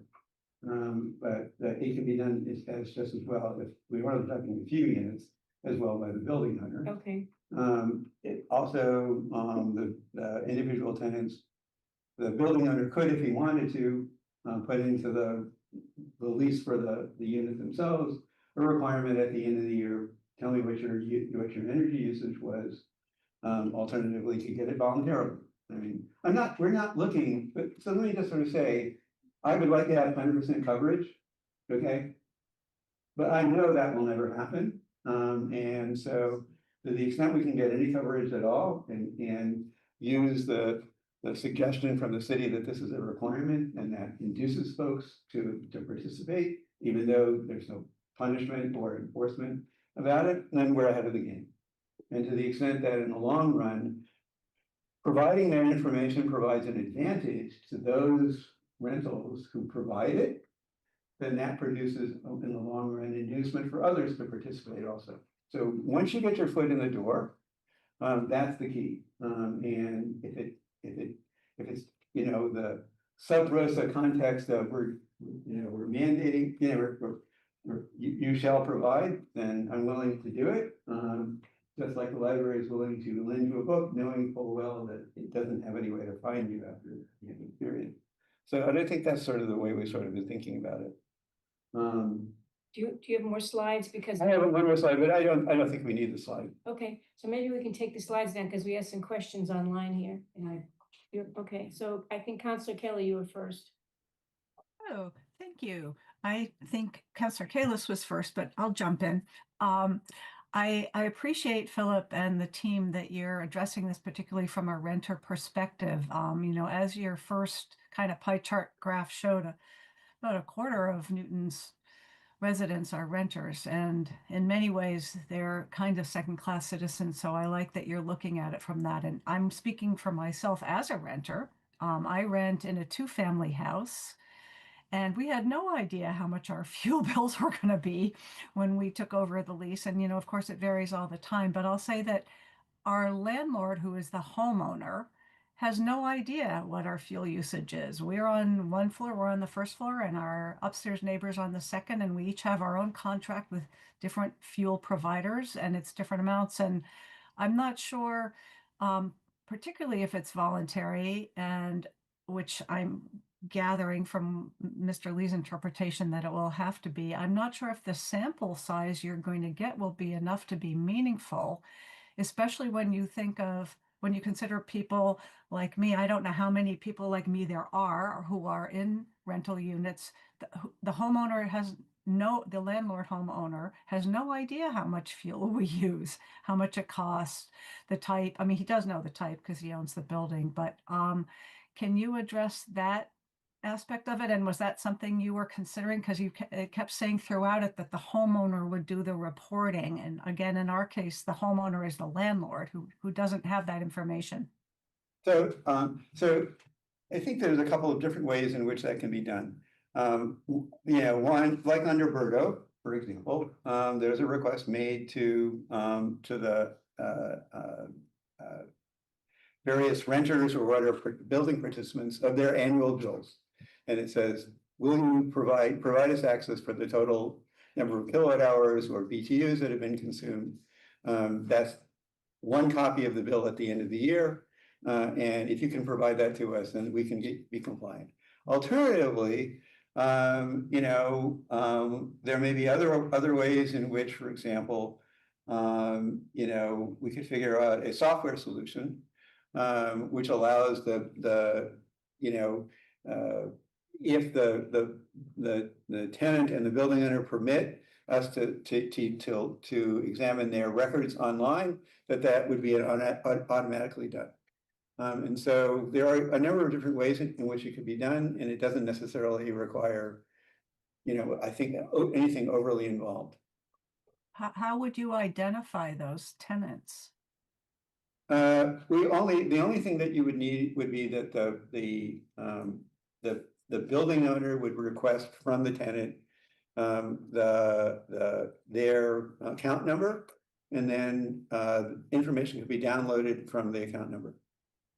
Yeah, okay. In my case, I'm pretty sure our landlord, building owner who lives out of town, basically an absentee landlord, would not be at all interested in taking this job on to have to ask us this and compile the information. I'm just mentioning that I think particularly in some 2, 3, 4, some of the smaller units that have the same situation as Chair Albright mentioned, they're usually the ones paying for their own heating, and the owner has no idea how much each unit pays. So anyway, I'm just bringing that up as a complication for you. But I think, there are ways in which to solve the complication. And so, and I think I would rather try to solve it in a way that makes it easy for everybody to participate in. And I don't think it's that difficult in some ways. It's a different story for the large commercial establishments. And I think it's a much easier problem for the units in which in the situation in which there are fewer units. But thank you, that's a great question. Yeah, no, I'm saying the opposite, but I'm all set. I'm just providing that one little minuscule perspective for you. Thank you. Attorney Lee, before I call on Councilor Kalis, do you want to say your whatever it is? No, you wait, you're Mute. Unmute. Thank you, Madam Chair. So just very quickly, I was going to put my hand down, but Councilor Kelly's comment just made me feel that I needed to mention it. So it's not exactly like Berto, because under Berto, all the residential properties that have to disclose their information, they're only the ones with centralized systems. So that's a key distinction, and that kind of answers the question of how do we do it for Berto? That's how.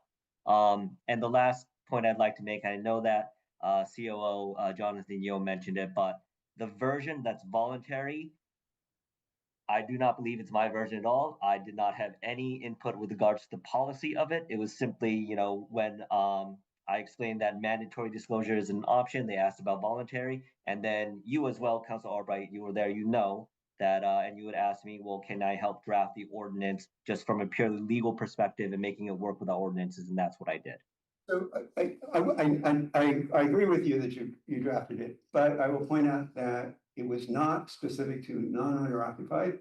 It included every unit that was less than 20,000 square feet, and that was not the intention of our original proposal. So maybe there was some misinterpretation that went on in terms of what we were thinking about relative to the proposal compared to what was produced. So maybe there was a No, I don't want to move on from that though, because I want to be absolutely clear that anything with regards to the policy aspect of it, I had no hand in. I distinctly recall from our conversations that I had with you, and Councilor Albright was there as well. I had asked, is there an interest of just making it available for everybody since it's voluntary anyways? And the consensus was yes, because it's voluntary, why not? That's the only reason it was put in there.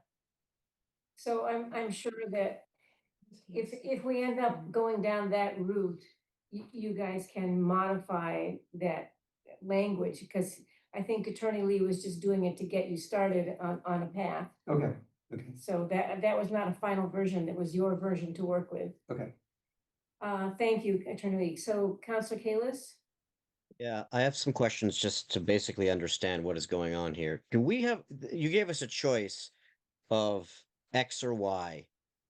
Do we actually need to choose one? Yes, well. Well, I mean, you can, legal- I mean, you can be no to both if you wish. I mean, that is my question, because I actually, you couched it as an exercise in affordability. Is it really just about affordability, or is it to pressure non-energy efficient owners to switch? Well, no, well, let's say, let me sort of say, this is it's not our belief that, we need to, let me see if I can say this in the right way. I think it could be a consequence of what we do, and it would be a nice consequence if it happens. If information in the marketplace induces, the landlords to reduce improve their energy efficiency, great. But in the meantime, I'd like to have something that's more in the form of just plain old consumer protection, so that we're not in this position where, like, Councilor Kelly was.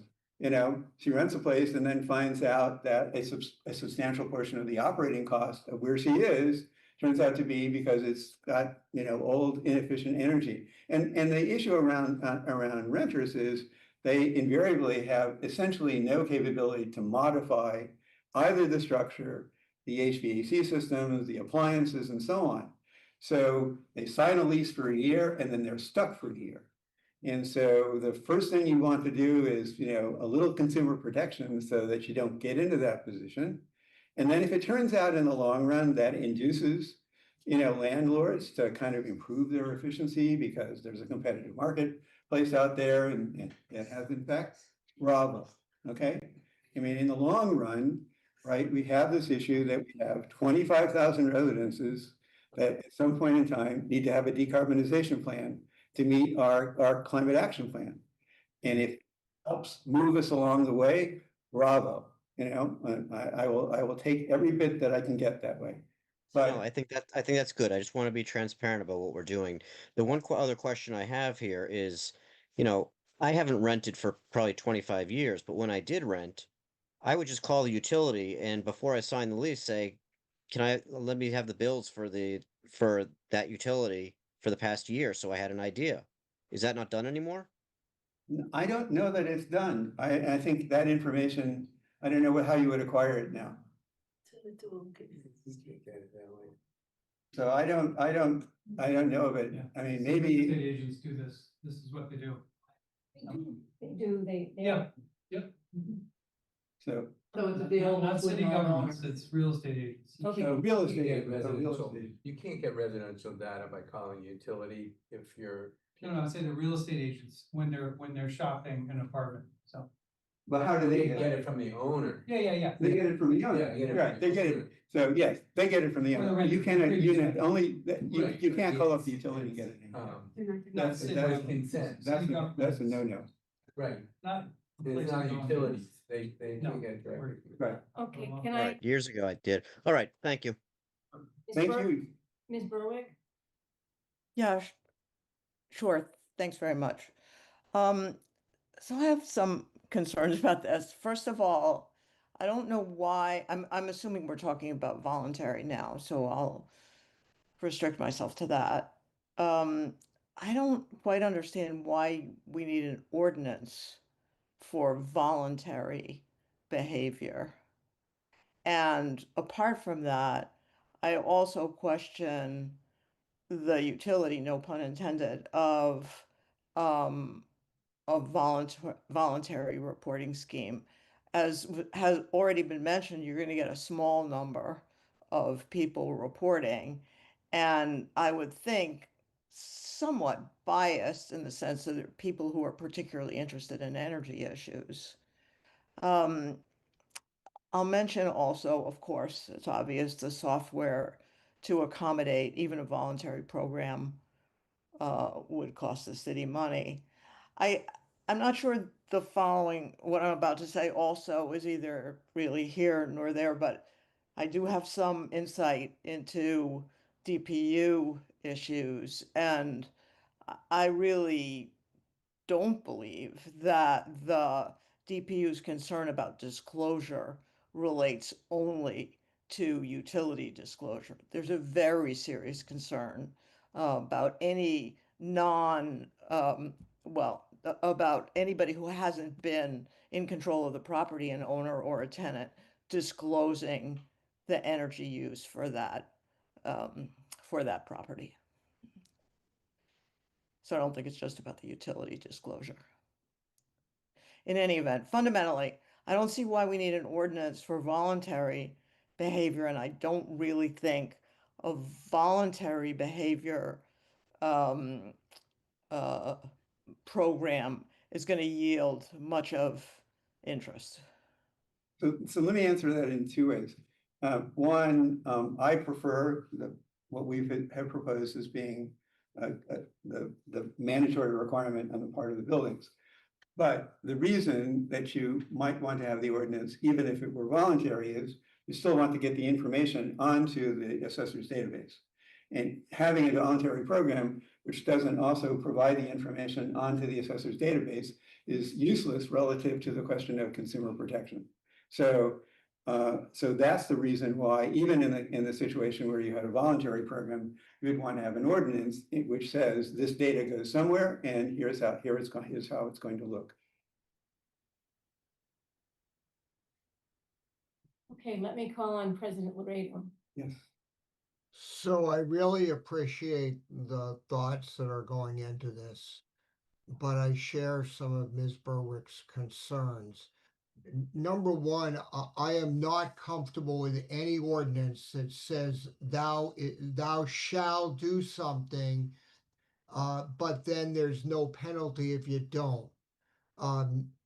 That's not voluntary. If we say you have to do something, the fact that there's no penalty for it is the penalty part. So I don't think, in my mind, that passes muster legally to say you shall do something, but we're not going to punish you. So if it's not legal for us to mandate something, the fact that there's no penalty is irrelevant. That we either can or we can't mandate. And I heard from Attorney Lee that we may not mandate. Is that right, Attorney Lee? That's correct. All right, then that answers the question for me and I'm putting my lawyer hat on, okay? If we want people to do this on a voluntary basis, I think that's fine. I just have to put my business person hat on and say, there's no way I would voluntarily do anything if I didn't have to. I mean, it would be a very rare person to do that. So I think this is really well intended, but I'm just concerned with the practicality of it. And I'm wondering, are there other ways, if the idea here is consumer protection, are there ways that we can get information about the usage in a particular unit to a prospective renter? I mean, that's really what Councilor Kalis talked about his experience 25 years ago, where he would just call up and find out what are the utility bills. I don't know if that's practical or not, but it seems to me that would be far simpler than kind of a whole government reporting system. And I have to say, I'm not sure how many renters really would start to go and search a city website, which is almost unsearchable right now, to be very blunt. How many of them are going to go, and where are they going to find this? The rare renter who really cares about this is going to do that, but the average person, I suspect, is not. So I'm trying to figure out ways we can accomplish your goal here, but doing it in a far simpler fashion. And I don't have the answers to that, but I'm just putting that out there. Yeah, I mean, I appreciate your sentiment. I can't think of any other way. I think having it on a public database in terms of, information that's available, is the best way, because In a way, it allows somebody to search across multiple options at once. Otherwise, you're going to be in this position where you sort of have to ask everyone, provide me the information, provide me the information. And by that point in time, if you're going to ask multiple entities to provide the information, you may as well provide it to the marketplace. That is to say, put it in a public database where everybody can sort of see it. So if that's the work that, if that's the work that's going to happen, you may as well make it public for everybody to look at, and not only to those who are willing to make any particular special effort. And so I think publicness in the data is really essential that way. I don't know why I feel that I must speak on behalf of our website, but the best organized part of our website is the assessors database. Yeah, I think And GeoMaps. it's also the most heavily used part of our database, just to let you know that's. And if I may add something, Go ahead. may I? Yes, please. Yes, thank you. I don't know if anybody here has recently looked for health ratings of properties in Newton, but it's extremely easy. You just go to the assessor's database and call for a map, and every property that has health rating, it's written next to that property on that map. And you can see right away visually what, if you are interested in a particular property.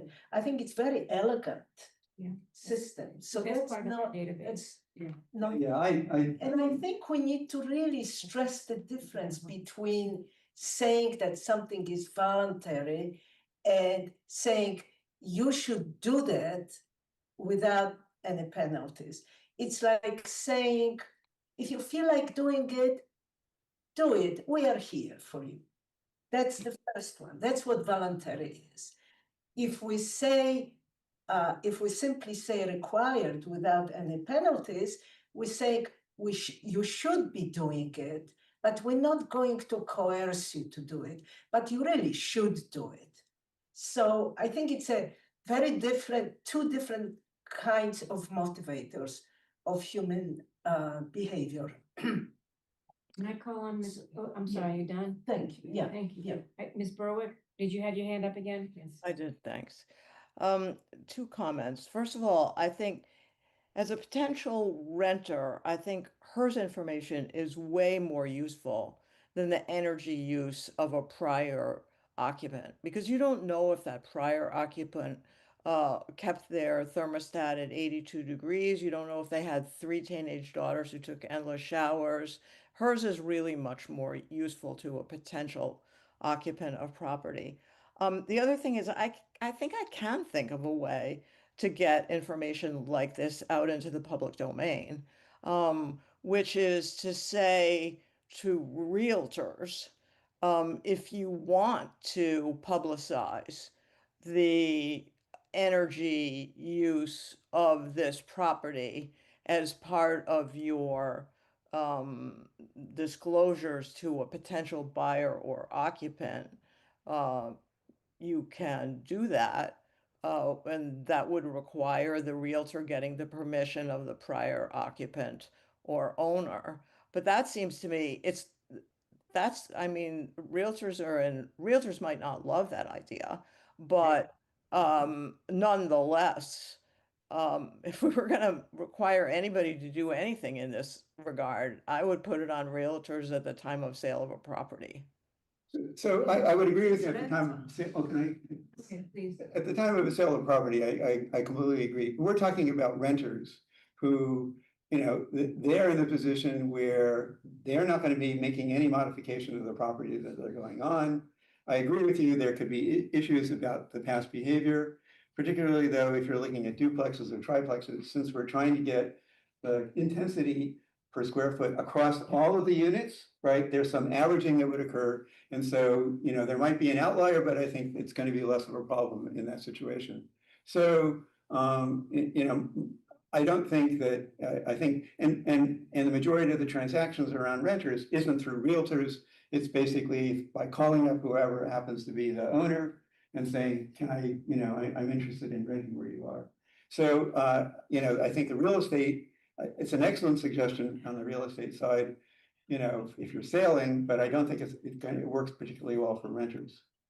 So did you want to say something? If I can just quickly say, as it turns out, I happened to be helping my son look for an apartment in Watertown 2 weeks ago. And so I've been through this recently it's all realtors. There's no homeowners really renting. It's all about realtors.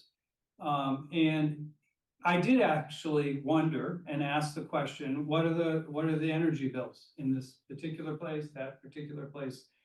And it is so, I think Ann covered some of the two key issues. Number one, it completely dependent who the past occupants were in the apartment. Very, very dependent on them. And then it's really about the real estate industry. They're the ones who are best suited to get this information to the prospective tenants. Not the building owners. The building owners aren't, as I think Andrea, I own a duplex here in Newton, and the renter happens to be my father, but his system is completely different than mine. So I have heat pumps and everything. His unit still doesn't have that.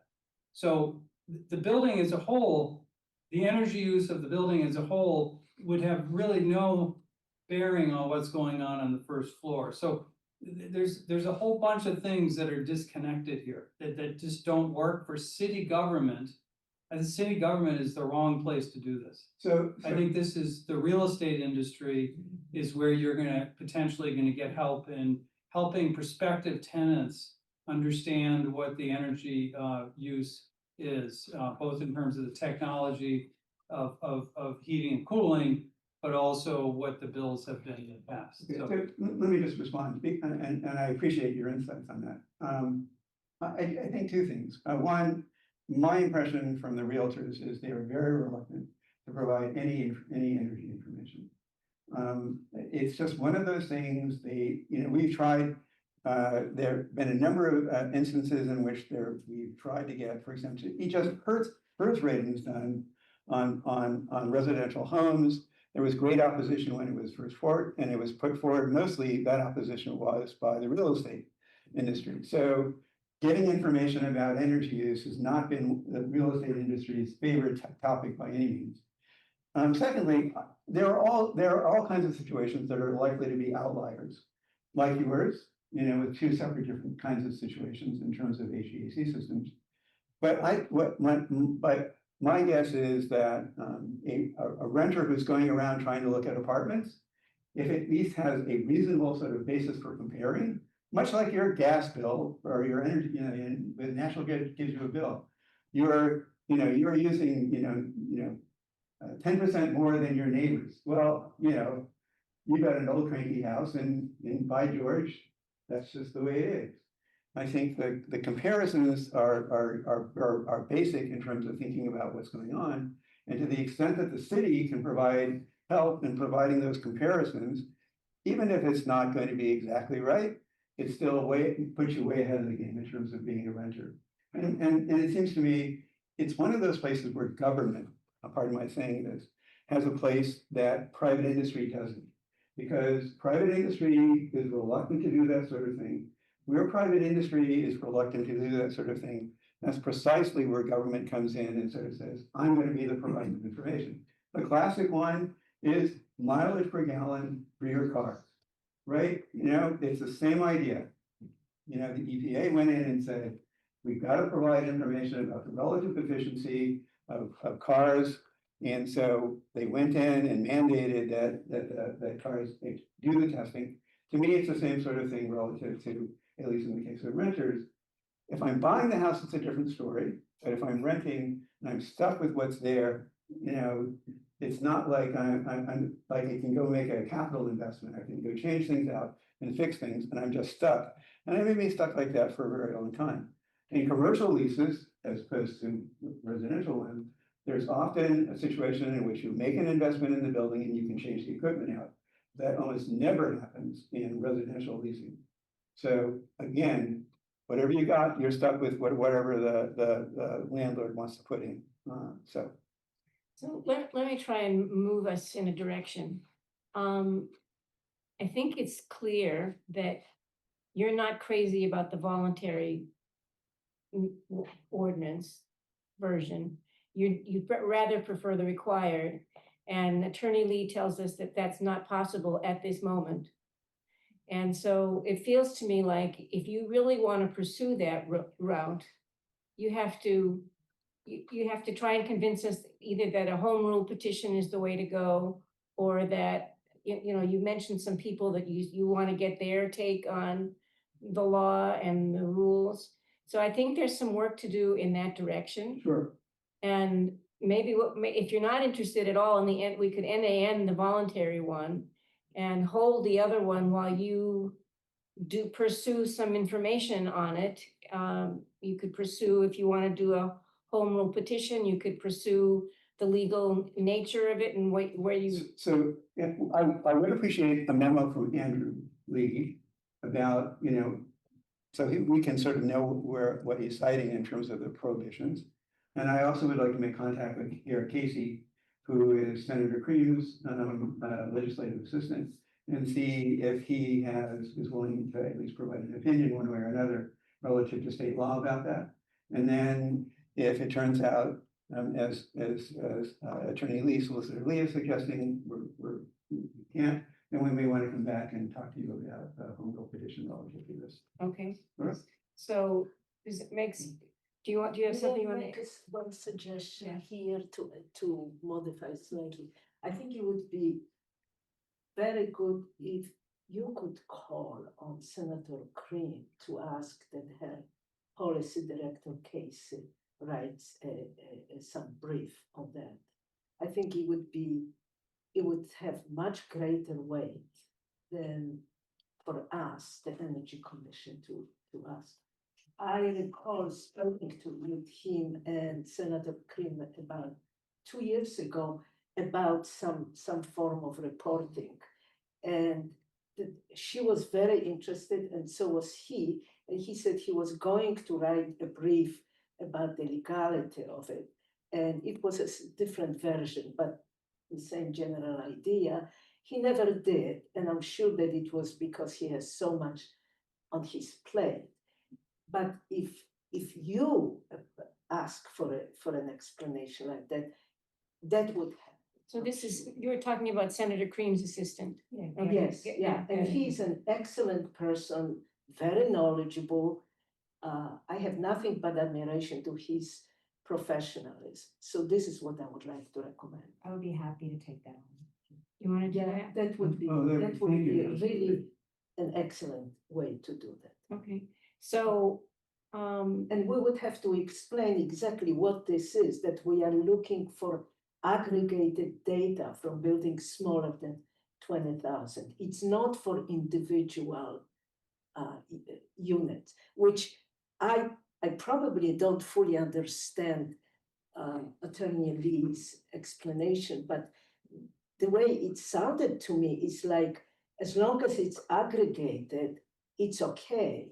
But it would be very good if we got it in writing, really explained. Attorney Lee, could you possibly have a conversation with Garrett's his name, right? Yes. Garrett Casey, Yeah. and explain to him where your citations are coming from so that he could further explore that. And if he wanted to even recommend changing X, Y, or Z, he would know exactly what it is he would have to work on. That's fine. Okay, Would you allow me to say one more thing? I would. Thank you. I don't want to disrupt the proceedings, but about the role of real estate industry. You know, there were many attempts around the country to require that houses that are listed on the market provide energy score, which is one way of a particular way of describing energy efficiency of that house. And a few states succeeded with it, but every time their biggest opponent, often successful, was the real estate industry. And I want to remind everybody that our previous governor introduced bills to legislature twice that would require that houses that go on the market have energy score. And each time, real estate industry killed it. So for us to ask realtors to play that role would be futile and maybe There's more naive. pressure on them now, though, I think. It might not, I think there might be more pressure on them to do that. But because energy's gotten so much more expensive. Yes, yeah. And the pressures to get off carbon, out of fossil fuels. People, I have to say, a lot of people don't know what question to ask when they look for a house and for rented unit. I, who am very educated person, when I was looking for my current condo, I never asked about its energy performance. And the first winter, I got the bills and I thought, my gosh, I'm heating the whole city of Newton here. I mean, thousands. And that's when I started upgrading this unit. A lot of people don't know what questions to ask. So pushing all the responsibility on the renter or the future owner, if that happened to be ordinance we talk about, is it's too much. And it's not going to work. We need, our role is to help them, to open the door and tell them, this is available and you should know it and you should ask these questions. So that's how I see the role of government. So what would you like to do with 34725, which is the voluntary one? I think I would like to sort of not have that as part of a potential ordinance, just have the mandatory one at this point in time, or table them. Table, maybe what we should do is hold both. Still waiting to ask my question. Oh, sorry. sorry, we don't have a question. Councilor Leary. I'm sorry. My apologies. I've been rude. I apologize. No worries at all. I have a whole bunch of questions, actually. Okay. First thing, a really basic one. The ordinance says a request for discussion and ordinance to require energy use reporting by owners of buildings that are not subject to Newton's Birdo. So to me, that's not just renters. That's capturing the smaller buildings that are less than 20,000 square feet. Isn't that not correct? No, it meant only to be the residences that were less than 20. That is to say, Residential less than 20,000. residential less. That's what I Yeah. thought I said. Yeah.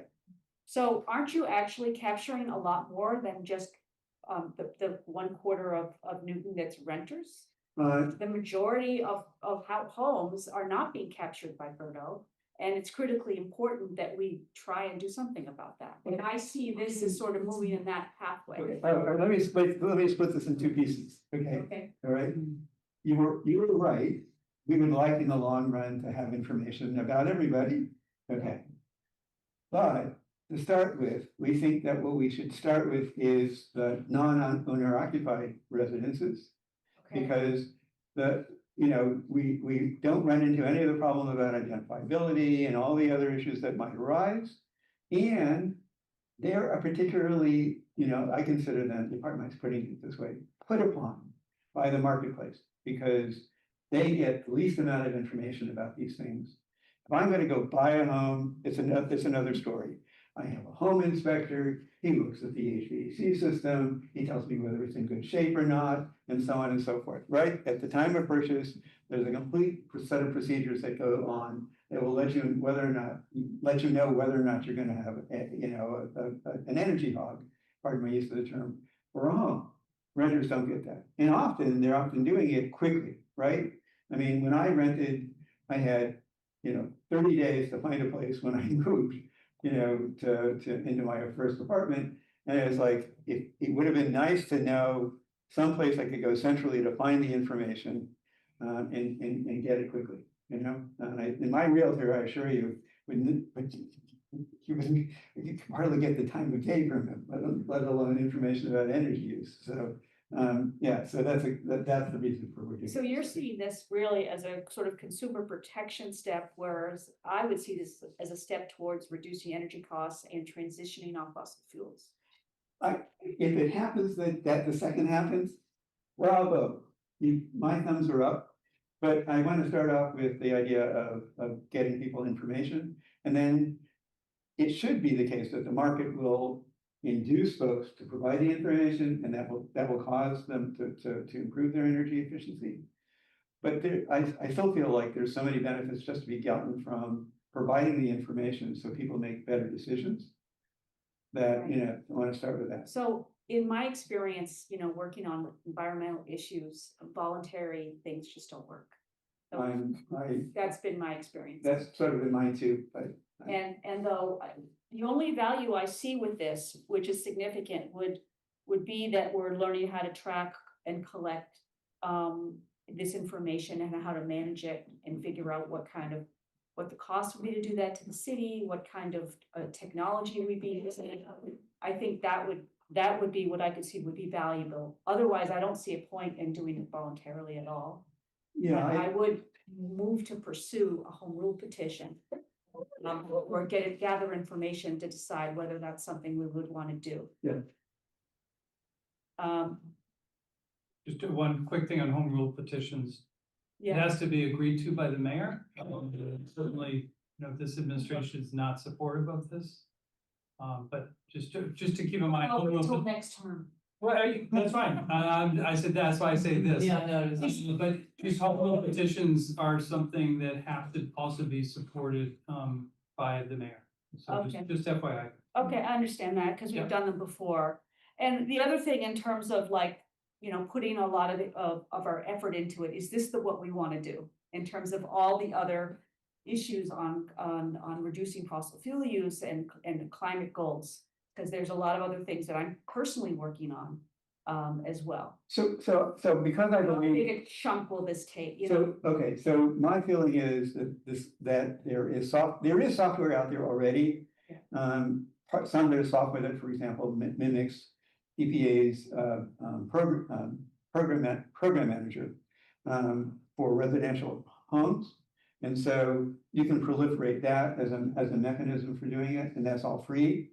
And there are other alternative solutions. So my feeling is you write an RFP, basically looking for software solutions to deal with it, and then provide the appropriate incentives.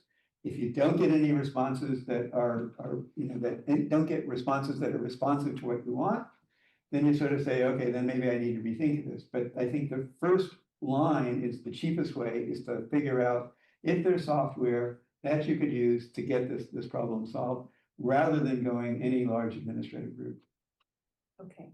I'm a believer in tech, so you'll have to excuse me. Are there, okay, well, tech can be a very valuable tool. And then my final question, are there other communities that are pursuing this track at all? So well, we already know that there's an ordinance up in Vermont with permanent, it's the place where the University of Vermont is.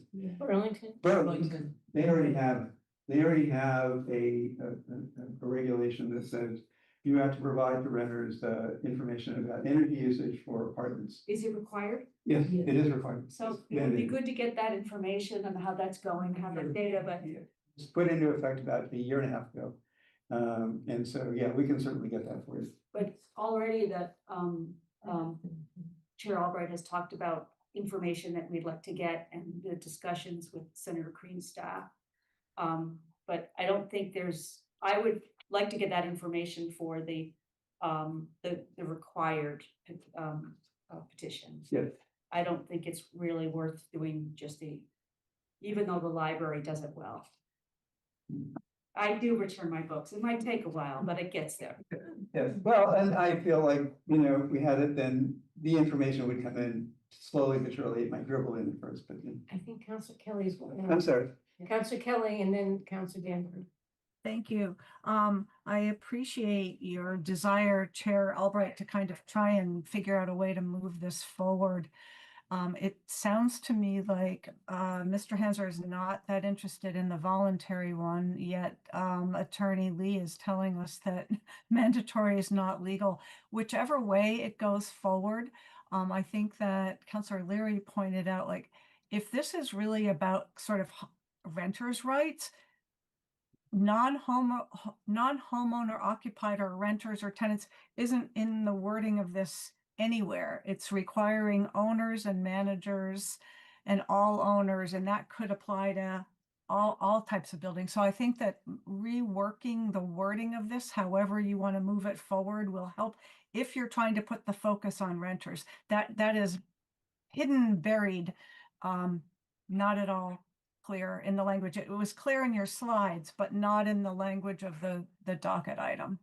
We'll make sure that it's clarified. Okay, Danberg and then I'm sorry. Mr. Kalis. Yeah, I agree that, the voluntary, form is probably an exercise in beating your head against the wall. I remember when we did, put the snow shoveling ordinance that I was deeply involved in.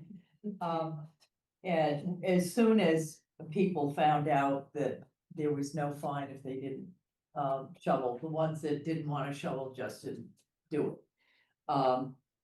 I wonder if the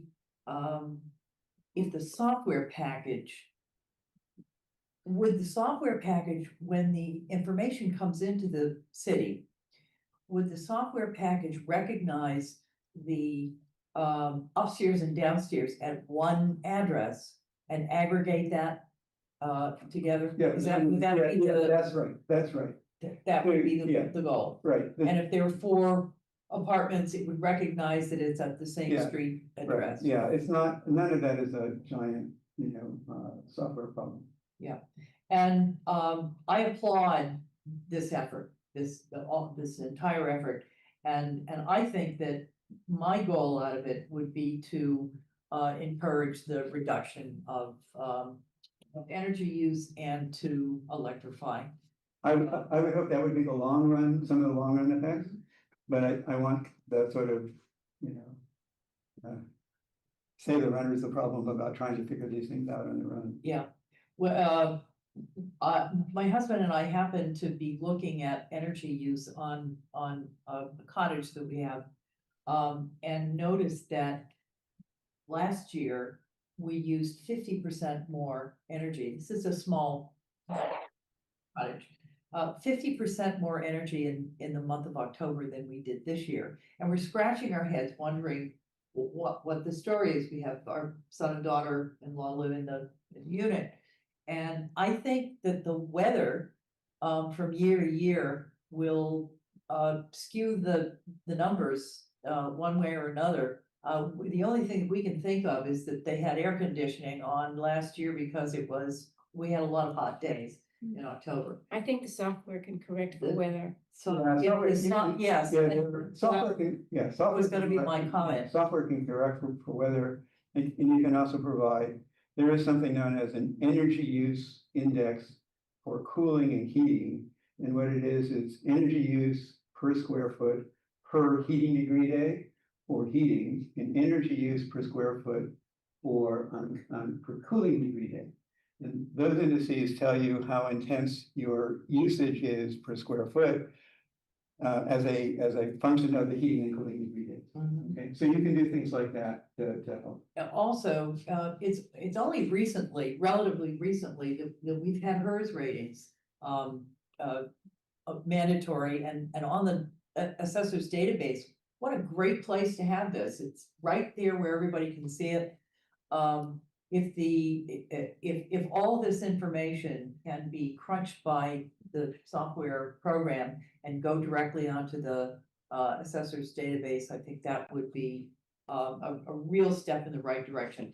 This is not a simple issue to try and accomplish, but if we can accomplish it, I see a benefit, a big benefit. Yeah, I do too, and